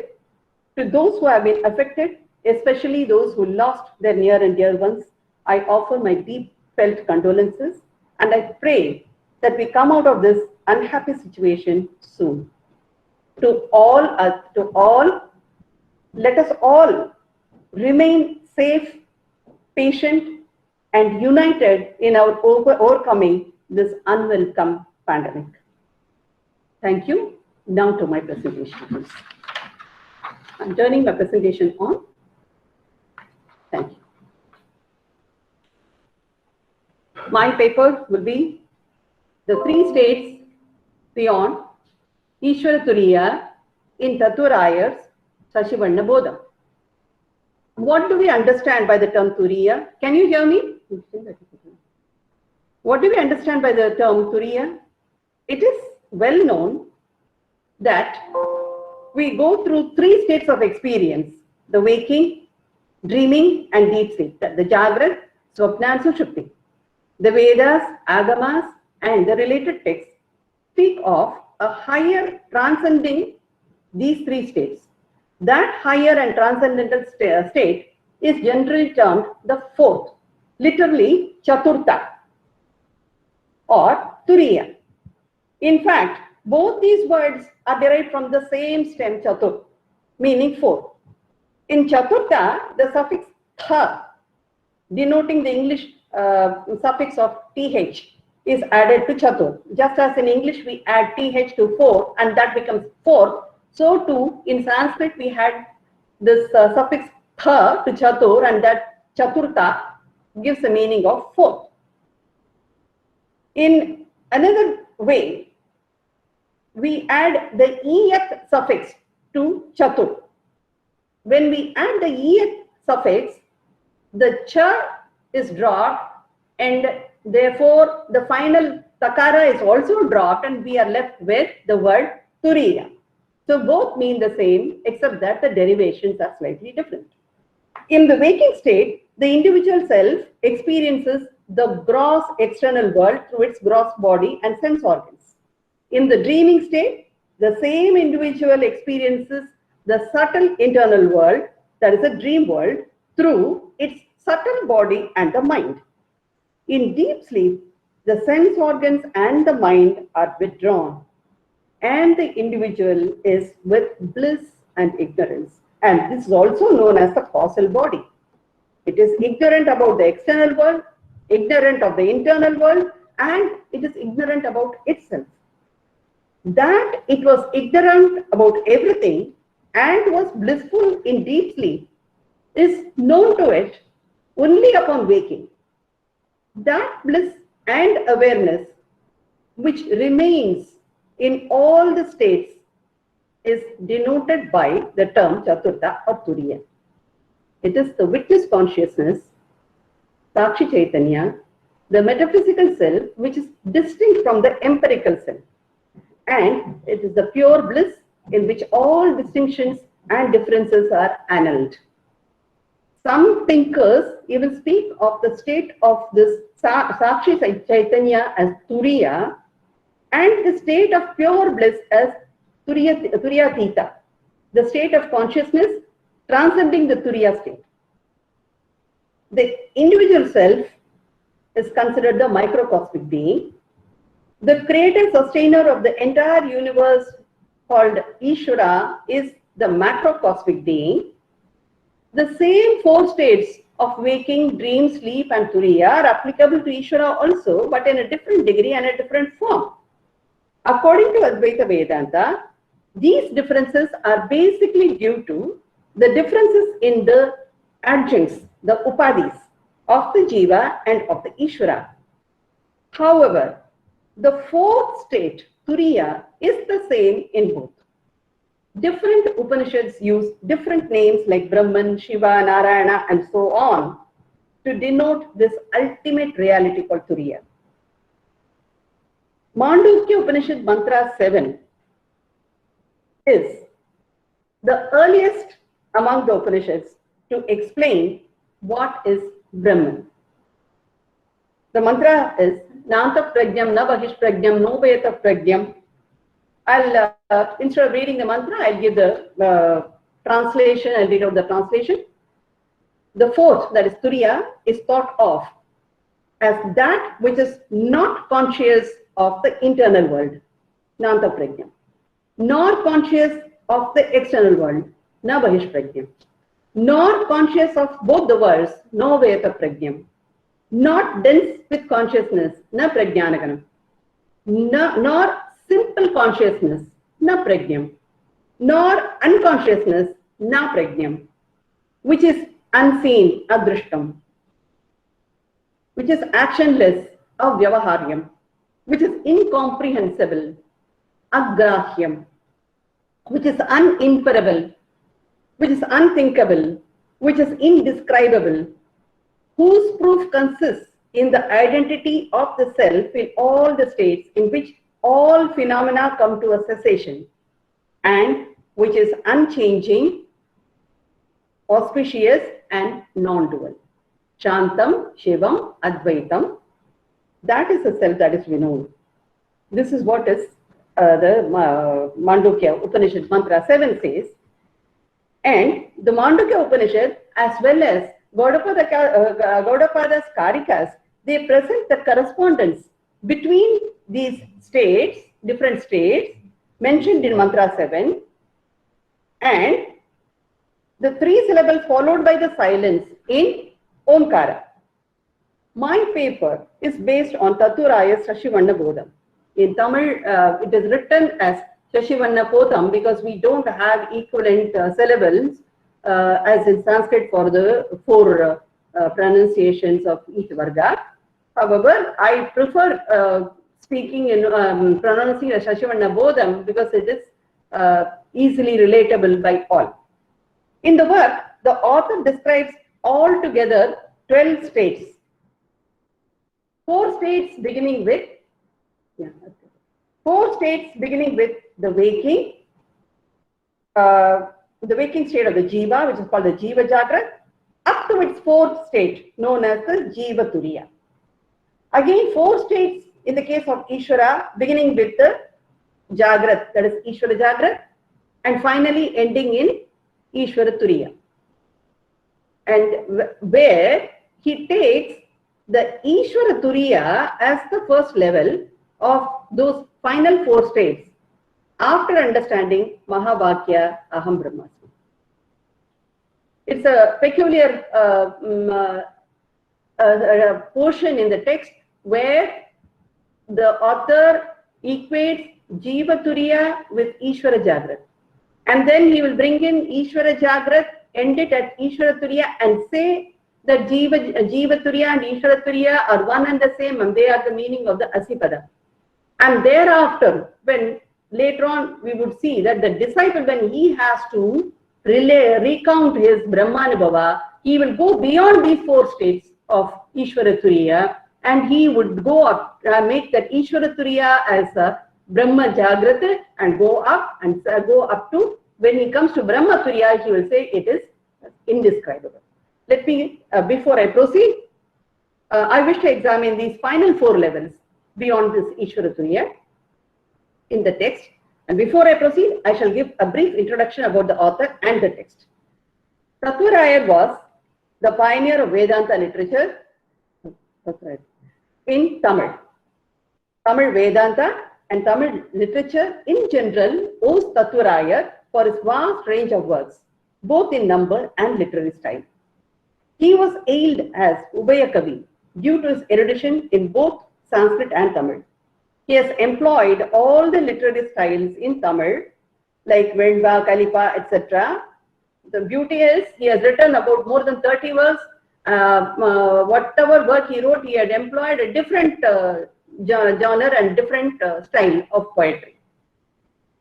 And he has used the style of Chinnapu. It is a style one rarely come across the entire Tamil literature, and that is the only poem available and quoted as a model for the Chinnapu style of verses according to the Tamil literature Arunachalam. And Tattvarayan Shashivannabodham features in a larger work called Mogavade Parani. And that Mogavade Parani features in one of his collections called Adangan Murai. The literary genre of this Parani is similar to the English Gothic novel of the 18th and 19th centuries or the horror stories of the modern days. It is written in the style of a war poem in which the hero destroys 700 or 1000 elephants of an enemy. It is generally named after the person who is vanquished. In his Mogavade Parani, Tattvarayan portrays his Guru Swarupanadar as the hero who vanquishes Moham, that is delusion. In that work, Shashivannabodham is a section which has come to be read as a text on its own, just as we read the Srimad Bhagavad Gita or Vishnu Sahasrama or Sanat Sujatiya portions of the Mahabharata. Shashivannabodham consists of 110 verses. It is intended as an introductory text to a beginner of Advaita Vedanta, but here we are coming across such complex portions also. Through the voice of Nandi Parayana as the teacher. Madam, 1 minute. Yes. The slide is not changing. Is it supposed to change? Yeah. I don't have too many slides. See, now I'm showing Nandi Parayana, that portion. Okay. Yes. Sorry. I don't have too many. I'm just showing the relevant portions in the slides. Okay. Sir. Yeah. It's okay. Through the voice of Nandi Parayana as the teacher, Tattvarayan employs all the popular pedagogical devices of Advaita Vedanta. On the left, you see the shrine of Nandi Parayana in a temple at a place called Gopurapuram. And he employs these methods like the analysis of the 3 bodies, Shariratraya, or the 3 worlds, Prapanchatraya, the 5 layers of personality, the Panchakoshas, and the 3 states of experience, the Avasatraya. And then he also brings out the nature of Brahman, the nature of Ishwara, the nature of Jiva, and what is the vital discrimination between the soul and matter, the Atma Anatma Viveka, what is liberation, what is moksha, what is the moksha sadhana. All these have been dealt with adequately in this work. And in doing so, he uses the triple tool of Shruti, Yukti and Anubhava to establish the identity between the Jiva, Ishwara and Brahman. To this end, the teacher Nandi Parayana analyzes the instructional statement. When we say instructional statement, it is called Upadesha Vakyam. Just in a minute, I will tell you about the 4 Mahavakyas. Tattvamasi from Chandogya Upanishads 687. And he uses this method of exclusive, inclusive implication, which is normally used, the Jahar Lakshana, and the intuitive experience of the 4th state. What is Turiya? Thereafter, in verses 90 to 102, which is what I'm going to deal with, the disciple Shashivarnan, he recounts the teaching using the statement of assertion, that is Anusandhana Vakyam, Aham Brahmasmi, I am Brahman, from the Brihadaranyaka Upanishad 1.4.10. What are these Mahavakyas? The entire edifice of Advaita Vedanta is built on the interpretation which the Mahavakyas establish non-difference between the individual self and the absolute self as the ultimate message of the Upanishads. Therefore, an understanding on the analyzing of a Mahavakya is necessary, especially in the context of the verse 102, which we are going to see. The Indian tradition employs its own methods of understanding the syntactic, semantic, and semiotic implications of scriptural statements. This is especially true of Advaita Vedanta, which relies primarily on the axiomatic statements termed Mahavakyas of the Upanishads. The Mahavakyas are thus the final scriptural authority in establishing the non-difference between individual self, Brahman, and the absolute self. And of such Mahavakyas from all the Upanishads, 4 are credited for their directness and simplicity. And each Mahavakya is a representative of a Veda, and each one, all of them are the singular statements where the subject and the predicate are also in the singular, and each of the 4 Mahavakyas have unique applications. For example, I am not going to go into the details. We have Prajnana Brahma from Maitreya Upanishad. We have Ayamatma Brahma from the Mandukya Upanishad. We have Tattvamasi from Chandogya Upanishad, and Aham Brahmasmi from the Brihadaranyaka Upanishad. So I'm not getting into the applications because 2 is what we are going to see now. Now, Sakurai's method of analyzing Tattvamasi and Aham Brahmasmi is very interesting. In the Shashivarna Bodham, he analyzes these 2 statements alone. That is the instruction Upadesha Vakyam Tattvamasi from Chandogya and the Anusandhana Vakyam Aham Brahmasmi from Brihadaranyaka.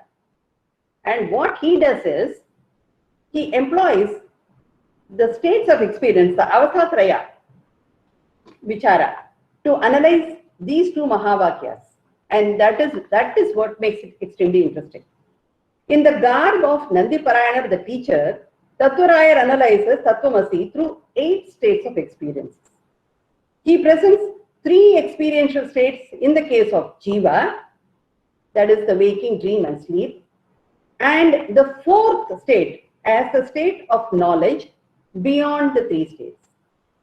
Thereafter, he presents 4 such states of waking, dream, and deep sleep in the case of Ishwara, and he ends the teaching with, in that portion of the teaching with, Ishwara Turiya.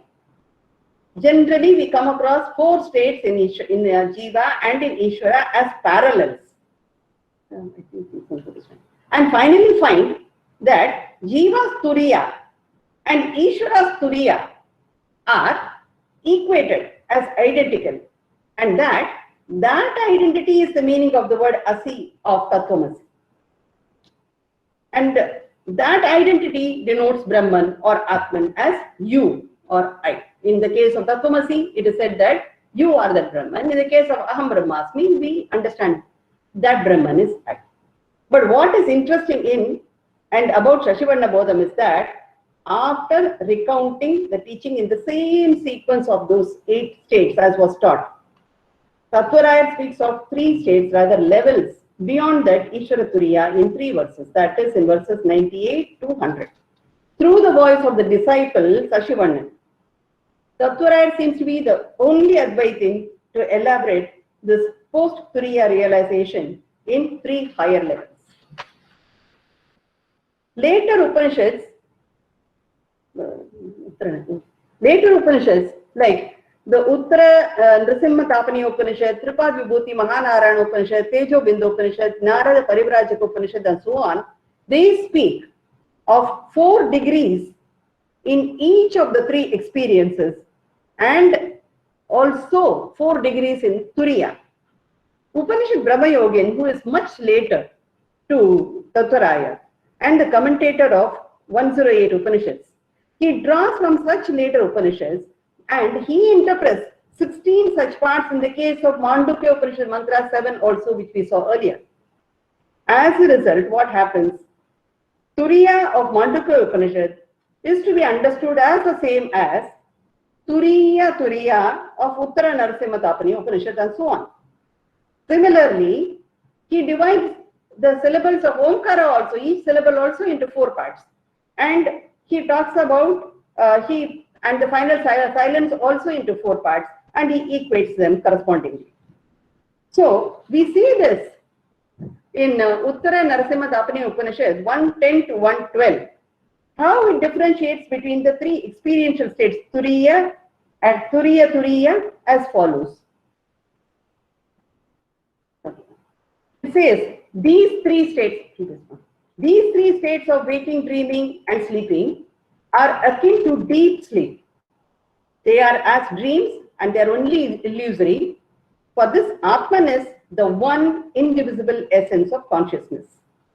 Now, the Turiya is of a 4-fold character. And this is very interesting. What the Upanishad says and what Upanishad Brahma-yogin takes this as a commentary to Mandukya also. The Turiya is of a 4-fold character made up of the subdivisions, and all the 4 subdivisions as mentioned in the Upanishad. Herein, the 3 states are the Turiya Jagrata, the Turiya Swapna and the Turiya Sushupti are tantamount to deep sleep. Why? Because they partake of the character of a dream and they are entirely illusory. The Atman is verily one indivisible essence of consciousness. Now the instruction is that the Turiya, that is the 4th state in Turiya, the wise say is not gross consciousness, it is not subtle consciousness, it is not consciousness partly gross and partly subtle. So this 112 seems to be an echo of Mandukya Upanishad Mantra 7, the whole of that. Now I would like to go to the relevant verses from Shashivarna Bodham. Because for paucity of time, I'm not going to read all of it. I just would like to show you that how in these verses, Sakurai is talking about the Jiva Jagrat, which we all know about. Jiva Swapna, where the internal organs are active, but the external organs are resolved. In Jiva Sushupti, both the internal organs and the external organs are resolved, and it is as if it is a state of death. And in Jiva Turiya, we understand that it is known as knowledge.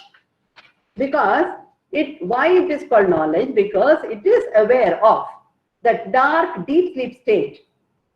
And it implies the other 2 states also of Jagrat and Swapna, when all the organs were resolved without any remnant. And interestingly, when it comes to Ishwara Jagrata, he says, the disciple says, I understood that the Jiva's 4th state of knowledge, where it stood motionless witness of all the 4 states of the Jiva, is Ishwara's Jagrata.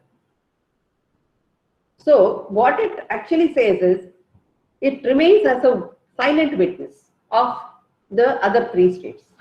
And then you have the Ishwara Swapna, and in this also it is similar to the Jiva Swapna, and also Ishwara Sushupti seems similar to Jiva Sushupti. The only difference in all these 3 states is Ishwara is completely aware, the knowledge, aware of its knowledge of being the witness. In Jiva's case, it was not aware of its being aware. But here it is aware of being aware. That's the difference. So when it comes to Ishwara Turiya, excuse me, Dr. Radha Raghunathan ji, yes. Please excuse me. I'm sorry to interfere. Your slides got stuck up. Kindly. No. I'm in Ishwara Turiya. Still not finished. I'm watching the. It's not moving. I'm in. Now it's now it's working. Thank you. Okay. Sorry. Okay. Thank you. Okay. So in Ishwara Turiya, He says, I clearly understood that Ishwara's fourth state is that knowledge which shines in that state, which was described as being aware of the resolution in the state of the resolution. So there that awareness, it is aware of that awareness of the deep sleep also. And next comes what Sakurai himself at times he calls it Shiva Jagrata. Shiva Jagrata, or the commentators call it Brahma Jagrata.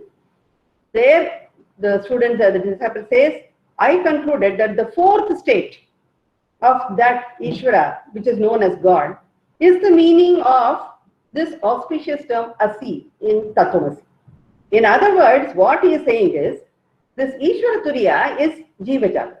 And so we proceed. And he proceeds and he comes to Ishwara Swapna, when all the impressions or all vasanas have disappeared, and all that is perceived has now become the perceiver. All the drishya has become the drik. And next, in the next stage of the Shiva Sushupti, he says that all that is perceived becomes the perceiver, and that perceiver would also is resolved. And that is the deep sleep state of this Shiva. And finally, when he comes to this Shiva Turiya, the final stage, he says, how can I describe Avang Manasa Gocharam? How can I describe that state which is beyond any description? And this is how Shashivarnan, he recalls his experience, his Brahmana Bhava, when he says, oh Lord, I don't know how to praise you who taught me this. And the crucial line there is remaining in each and every state as the respective form and content. That is the guiding line that we should be always bearing in mind when it comes to this Brahmaturiya. Now I would like to go to what could have been the probable sources for Tattvaraya's elaboration of this Turiya in this four levels in his Shashivarna Bodha. Tattvaraya hints in his verse 20 that he is condensing and is presenting the teachings of Advaita Vedanta, Shaiva Siddhanta and Vishishtadvaita. That's what he says.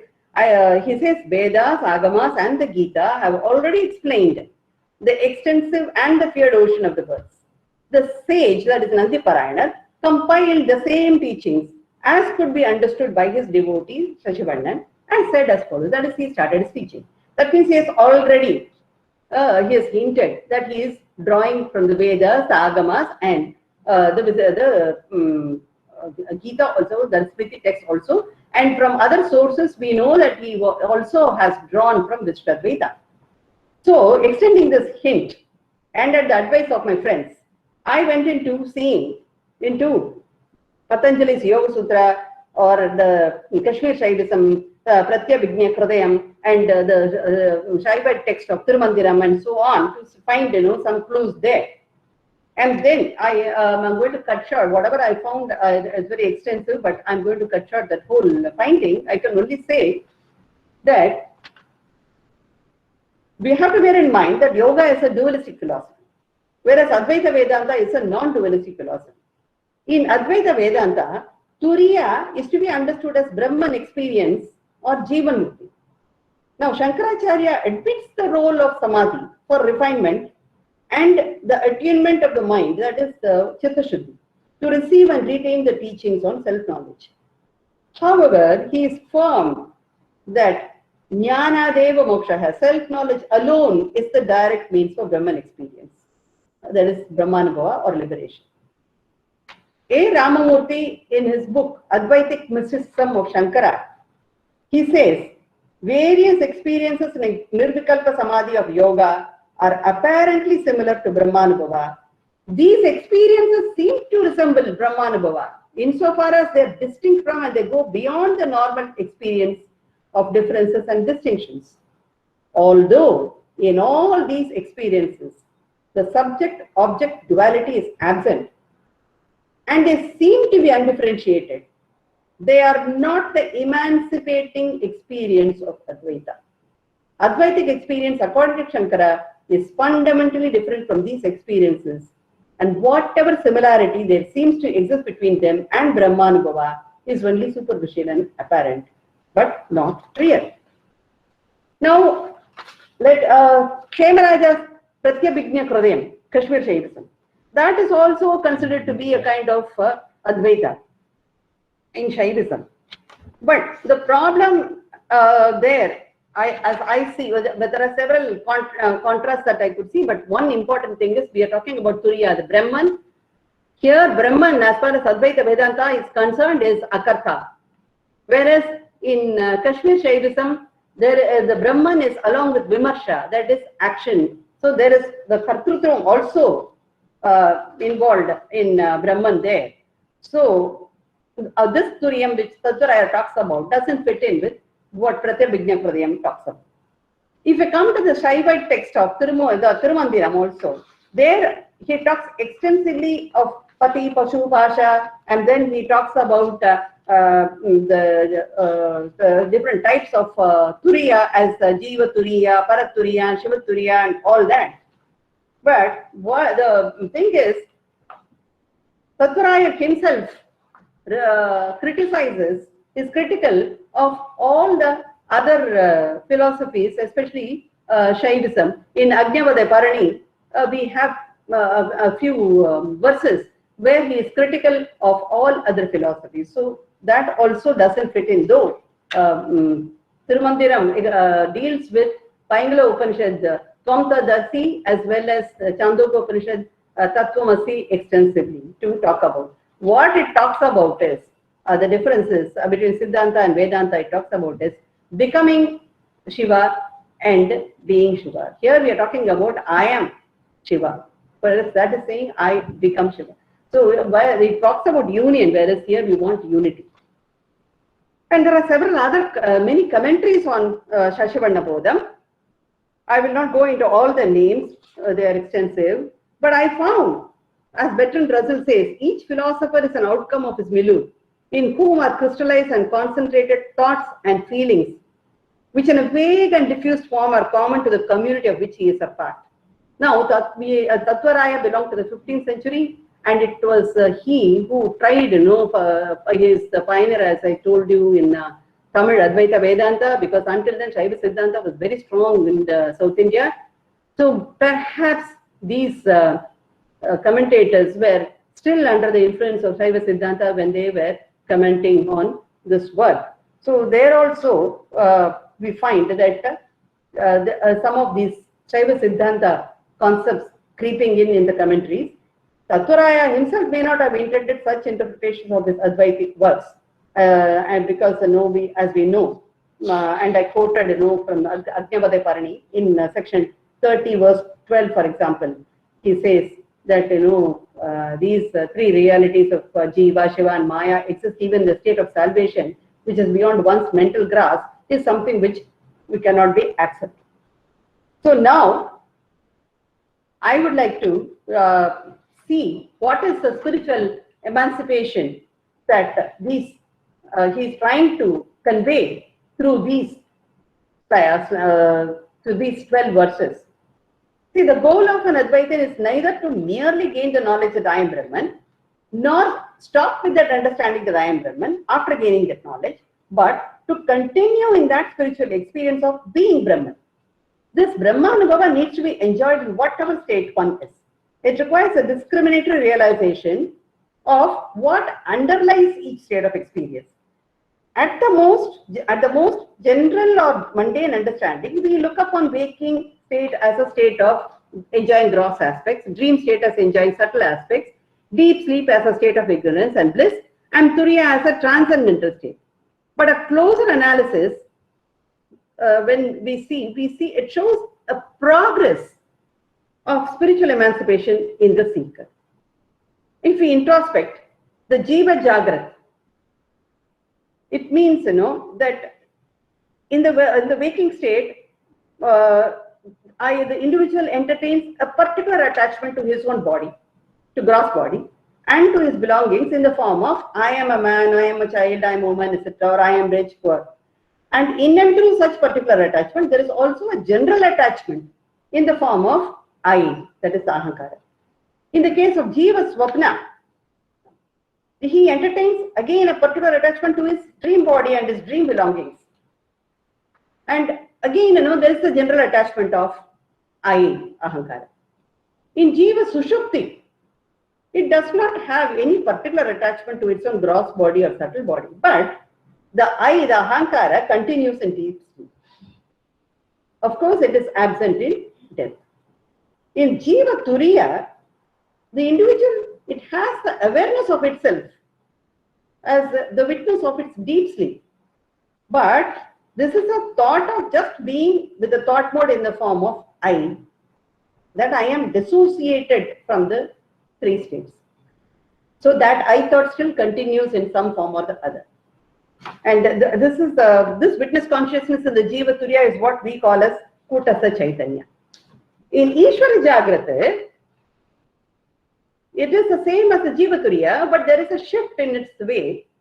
What it does is, it is aware of all the microcosmic associations, that I am Brahman in the form of witness to all microcosmic associations as well as the macrocosmic associations. That is, I am Brahman who is associated with all the entire universe. So here it remains as a motionless witness of all the four states of the Jiva, including the Jiva Turiya. That's the difference in Ishwara Jagrata. Ishwara Swapna is when it is witness to all the microcosmic association and to all the macrocosmic associations, but it sheds its sense of Sarva, that being the Sarva Sakshi. It is now, the Sarva sense is now disappeared, and that is Ishwara Swapna. In Ishwara Sushupti, what happens is, there is neither the sense of the witness Brahman nor the witnessed universe. What remains is the Ajnana Vritti in the mind, the modal ignorance. The commentator Kanchi Chengalvaraya Mudaliyar says that this state is called Advaita Bhavana Rupa Nirvikalpa Samadhi, and that one who is dissociated from both senses of the Sakshi and the Sakshya will attain liberation, and he will also enjoy the bliss of Jivan Mukti, is what this commentator says. Now when we come to this Ishwara Turiya, the fourth state of Ishwara, that knowledge, what happens here is, in the Ishwara's fourth state, when the witness consciousness is seen as Brahman, the oneness of Ishwara Turiya and Brahman is discerned, but it is not clearly discerned by the seeker. Therefore, the thought mode in the form of Brahman in the state of Ishwara Turiya, it remains Paroksha. It is still not Aparoksha. A significant aspect in all these four verses is that in the place of Ishwara, Tattvaraya uses the term Paran.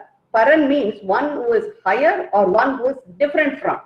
And this indicates that the Jiva has the sense of difference between itself and Ishwara. Now I come to the crucial four verses. He says in these four verses, I think I'm very fast because we are crossing time. Previously we saw that in Ishwara Turiya the Brahman is discerned, but it is not clearly discerned. But now in Brahma Jagrata, the Brahman is not only clearly discerned, but that knowledge of that oneness also becomes very firm. In Brahma Swapna, what happens is, it realizes, and all that is superimposed on it is now getting dropped. It understands that I am none other than that substratum on which everything has been superimposed. In Brahma Sushupti, it is even the thought mode which saw the Drishya as the Drik, it disappears in the state of Brahma Sushupti. And finally is this Brahma Turiya, which is beyond verbal description, and it is the state of self-enjoyment or bliss. Now, there are two interesting observations in this whole discussion. As in the case of the experiential planes of waking, dreaming, and deep sleep, the first 11 planes of spiritual emancipation are unstable, and they can rise to a higher plane or they can slip down to some lower plane. And this awareness is very much important when there is a transition in understanding Jiva's Turiya as Ishwara's Jagrati and Ishwara's Turiya as Brahma Jagrati. Now, Vidyaranya Swami in his Panchadashi, he helps us overcome these obstacles by understanding 7 stages of self-realization, 7 degrees of knowledge which bestow liberation. And Tandavaraya, he adopts this Vidyaranya's 7 stages. And he comes to, he also talks about this 7 degrees of knowledge.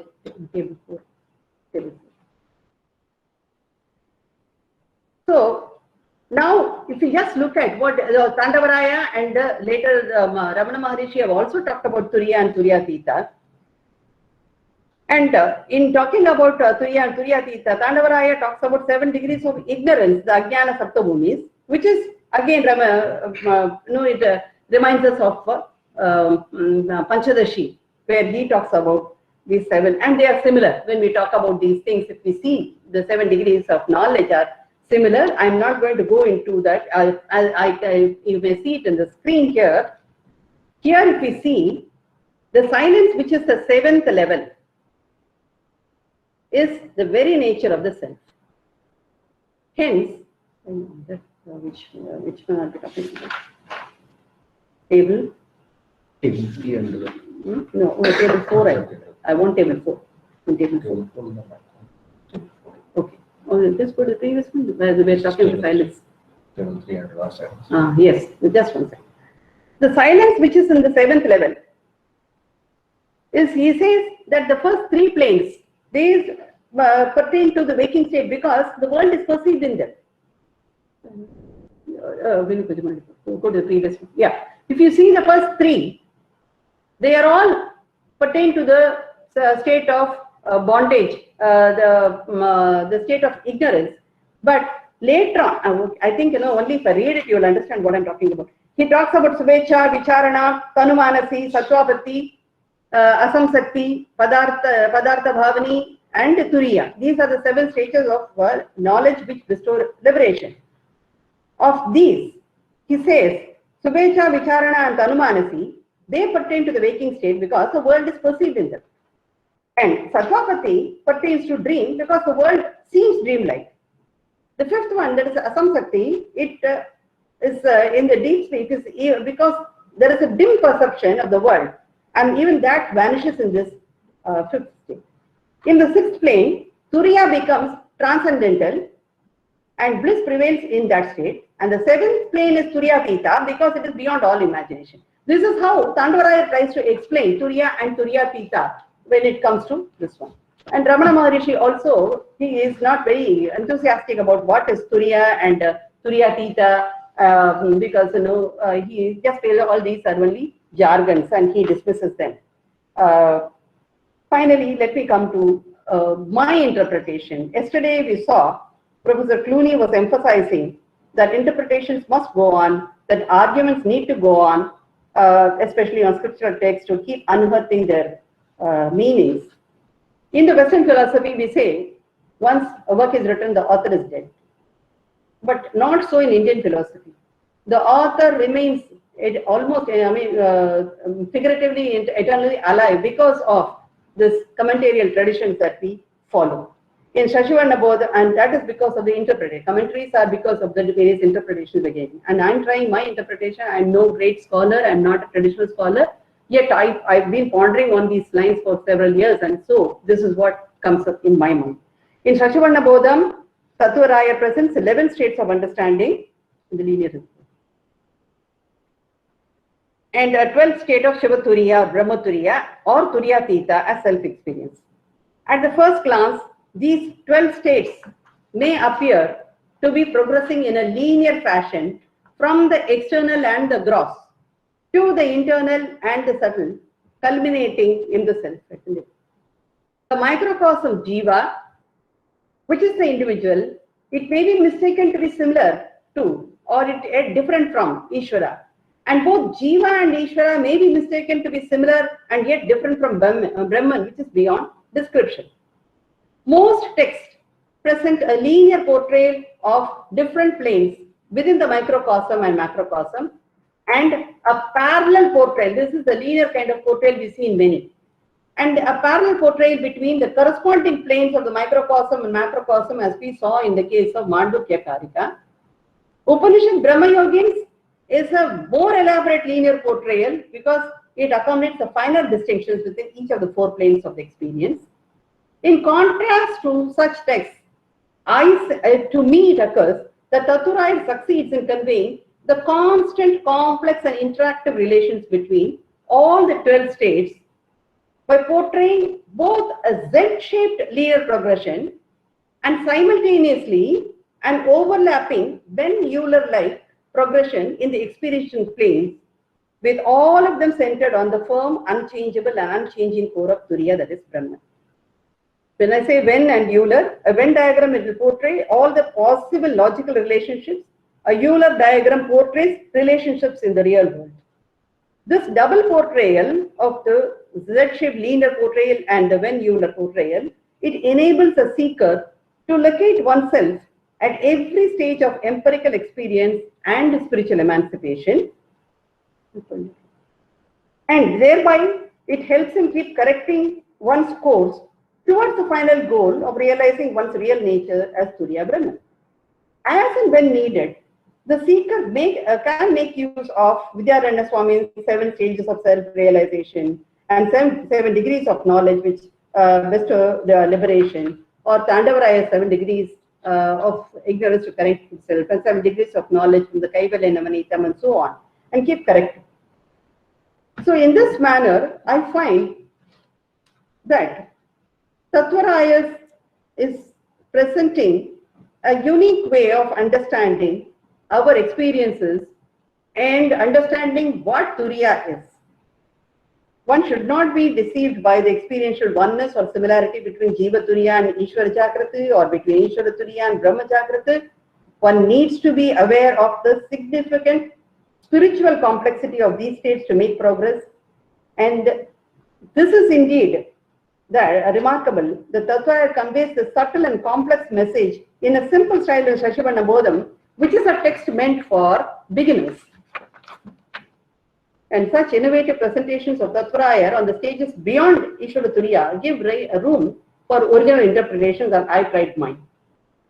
My special thanks to Dr. Sudakshana Rangaswamy for her valuable inputs and her sharing of material. She has shared a lot of materials and she has spent long hours in brainstorming on this topic. Thank you very much. I thank the authorities for this opportunity, and I'm open to questions, but I think we are running out of time. Thank you. Yes, madam. There are 3 or 4 relevant questions. Oh. And beyond theories, thoughts, and concepts, Vedanta is experience. Yes, it is. And thanks for introducing the experiential philosophy of Tattvaraya and how deeply you took us to the world of Tattvaraya's philosophy. Thank you. Thank you. And there are 3 or 4 relevant questions. The first one is from our HOD, Dr. Let me read. The first one is from our HOD, Dr. K. Muthulakshmi. That is, the word Tattva corresponds to Tattva. Yes. What is the significance of the word Shashivarna Bhuta or Shashivarna Bodha? Okay, I'll tell you. Tattva, it means truth, as in Sanskrit. In Tamil, we write it Tattva. Because of the grammar, we don't write Tattva straight away. We have to write it as Tattuva. It is the same as Tattva in Sanskrit, means truth, as it is. So as the fact is. And the Shashivarna Bodham, this particular Shashivarna Bodham, it features in Sutta Samhita, and later on, after Tattvaraya adapted it in his Mohabhade Parani, it has been adapted in Vriddachala Puranam also. The name means, Shashi means white. Varna means one who has the white complexion. It seems that that boy in his, before he came to Nandi Parayana, it's a long story, I have not given the background of the story. The story is that he had done so many evil things in his life that he was struck with this leukoderma, the white skin problem. and therefore because of that his skin had turned white or maybe pale, whatever. So the name comes from that. Thank you. The next question. And the Bodha is teaching to Shashivarna. Okay. The teaching given to Shashivarna. That is what Shashivarna Bodha means. And the next question is also from Dr. Muthulakshmi. Yeah. Can we give any psychological explanation to these extra states, or they are transcendental? Yes, they are. The thing is, we don't come across this so easily in other texts. Where we come across them are only in the later Upanishads, which are not talking about them in terms of the psychological aspect. They are only talking about all of them from a spiritual aspect. I have tried my best to see what the mindset should be, and to that extent you can call it psychological. That is why I said it gives room for more research, and even psychologists can start working on this transcendental portion. Thank you. Another one is from Dr. Srinivasan Ji. Okay. And that is, having spoken about Shaiva Siddhanta, please clarify between Advaita philosophy and Shaiva Siddhanta philosophy relating to Kevala Jagrata, Kevala Sushupti, Kevala Swapna, Kevala Turiya, and Kevala Turiyatita, or 5 states, please. Okay. Let me at the outset say I am not a Shaiva Siddhanta. I am an Advaitan. And as far as the Advaitans are concerned, I just go by the Advaita text. And whatever criticisms are given there is what I know. I accept them as they are. Here in this text, where we go to Tirumandiram, very clearly, he is talking about the Sakala and Kevala. Yes, he is saying that these are this thing don't exist, is what he is saying. These states are something which we don't accept. So even your Kevala Sushupti and all that, he doesn't accept. For him, there is the ignorance always available. In Kevala state, to my understanding, nothing exists. But not so with the Advaita Vedanta. There, the Ajnanam continues in Sushupti. And interestingly, this Jnanam also continues there because Brahman is there, consciousness is there. So both of them, it's a paradoxical situation which we don't come across in other philosophies that easily. And I'm not able to help you for this, sir. I'm sorry. It's okay. Can I just intercept for a moment, madam, please? If you can, you please explain to me, sir, because I don't know much about this. Please tell me, sir. The thing is that you have mentioned about Jiva, Jagrada, Sushupti, Swapna, and Turiya, and then Ishwara, and then Brahma. Yes. There are 15 stages, whereas in Shaiva Siddhantam there is only 5 states. Yes. How do you, isn't it? Yes. But is it not so very confusing that I think first time that I have heard this Sivana Bodham and other things, and a little bit of confusion exists in my mind. I would request you to kindly clarify, or I would request you to kindly send me the details to my email with the PowerPoint slides to me so that I can just understand it more. Thank you very much, ma'am. Yeah, thank you. Thank you, Dr. Srinivasan Ji, for your cooperation in this discussion. And one more relevant question from Dr. Vasanta Kumari from our Vedanta department. Yes. That is, let me read. According to Upanishad, and Sri Sankaracharya, Turiya is state of Amani Bhava. Yes. Then beyond the state, which is the instrument by which one can experience these states? That's a wonderful question. Actually, in Advaita Vedanta, we need the mind till the end. Even to say that I'm not the mind, I need the mind. That's a beauty. Because there I am intellectually dissociating myself from the mind, as mind is anatma, whereas in reality I am Atma. So this Amani Bhava is actually a state where I can confidently say, look, yes, I am thinking with my mind, but intellectually I can tell you, sorry, I am not the mind. I am Brahman and I am watching, I am the witness. I can watch my mind also tell me that I am Brahman. This is the paradoxical situation, the beauty also in Advaita Vedanta. So in Turiya, when you are Amani Bhava, that is why we say it is beyond any description. This is the main thing there.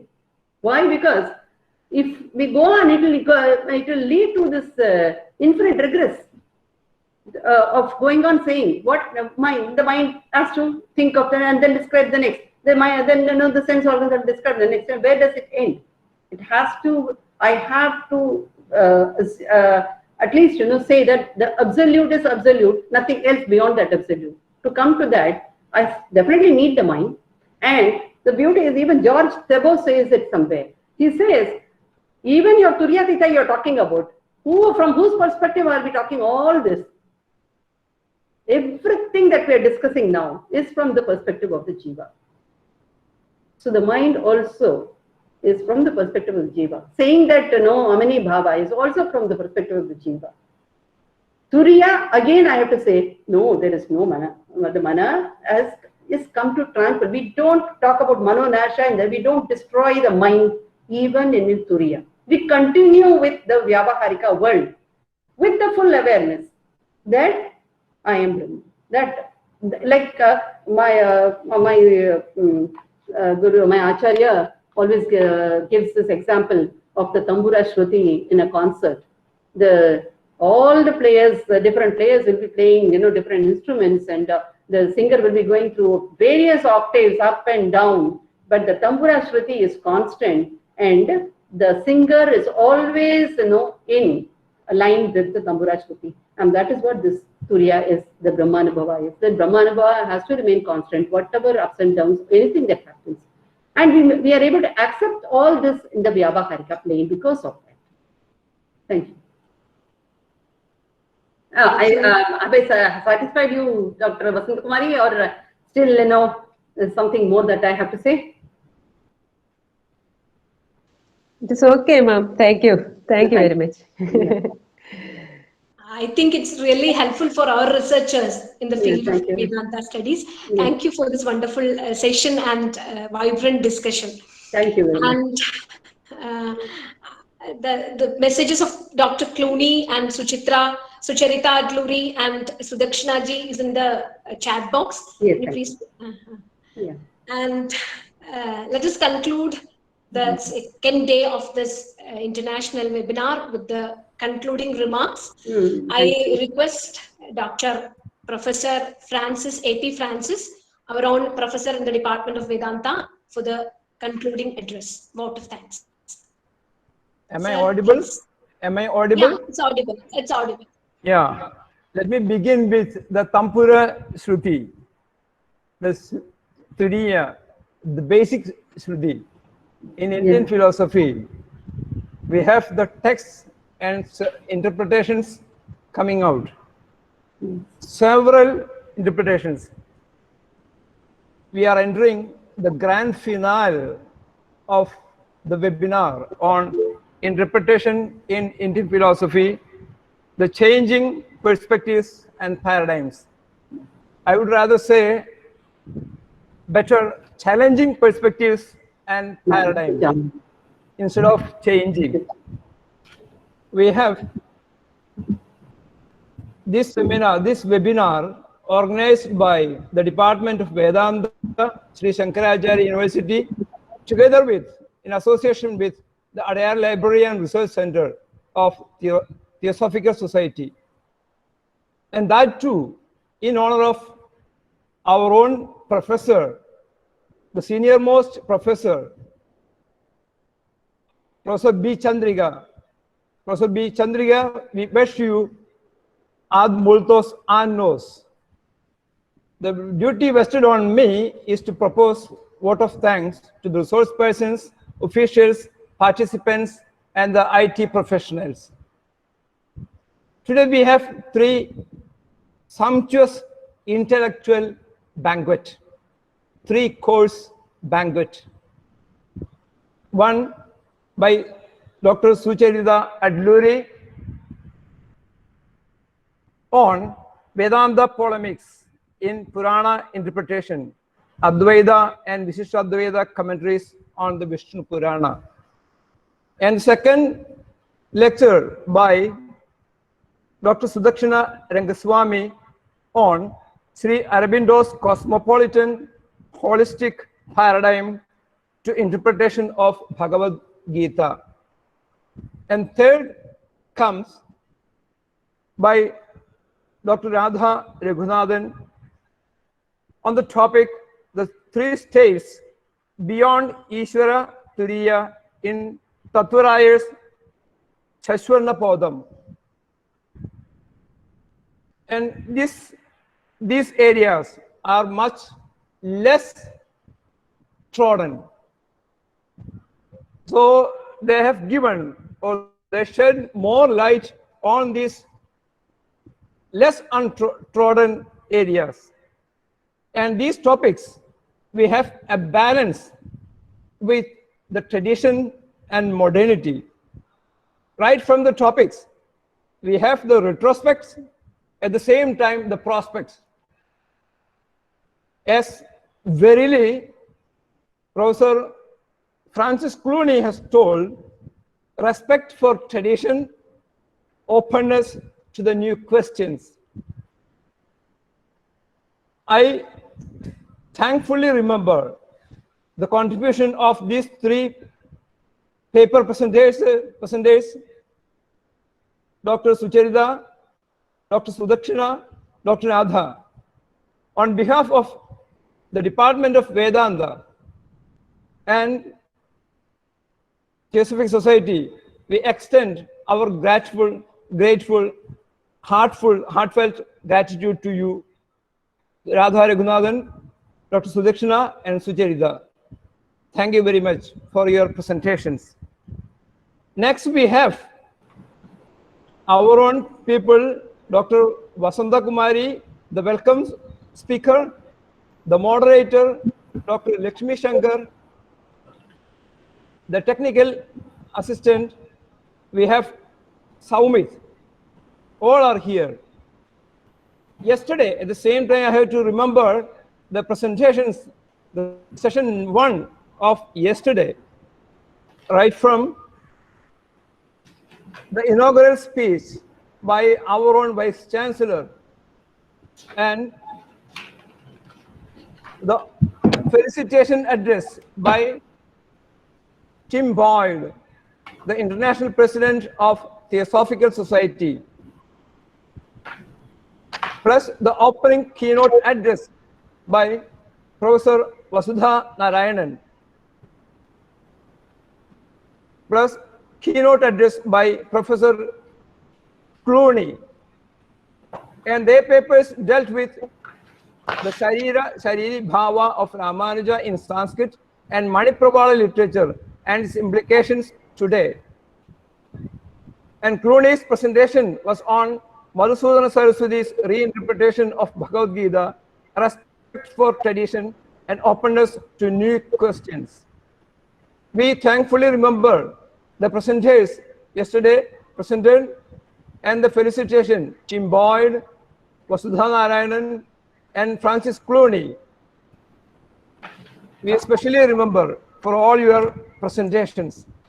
Together with that, we have so many months' efforts done from the part of the Department of Vedanta, the pioneer leading the department, the head of the department, Professor Muthulakshmi, and the convener or coordinator of the webinar, Dr. Ramadevi Amma. We especially thank their months-long strenuous efforts for conducting this webinar a grand success. Together with that, we have n number of participants, well-wishers, our own students, both PG, UG, our research scholars, MPhil scholars, and the well-wishers, we all, with grateful heart, remember all your participation. With these words, I conclude my vote of thanks. Thank you very much.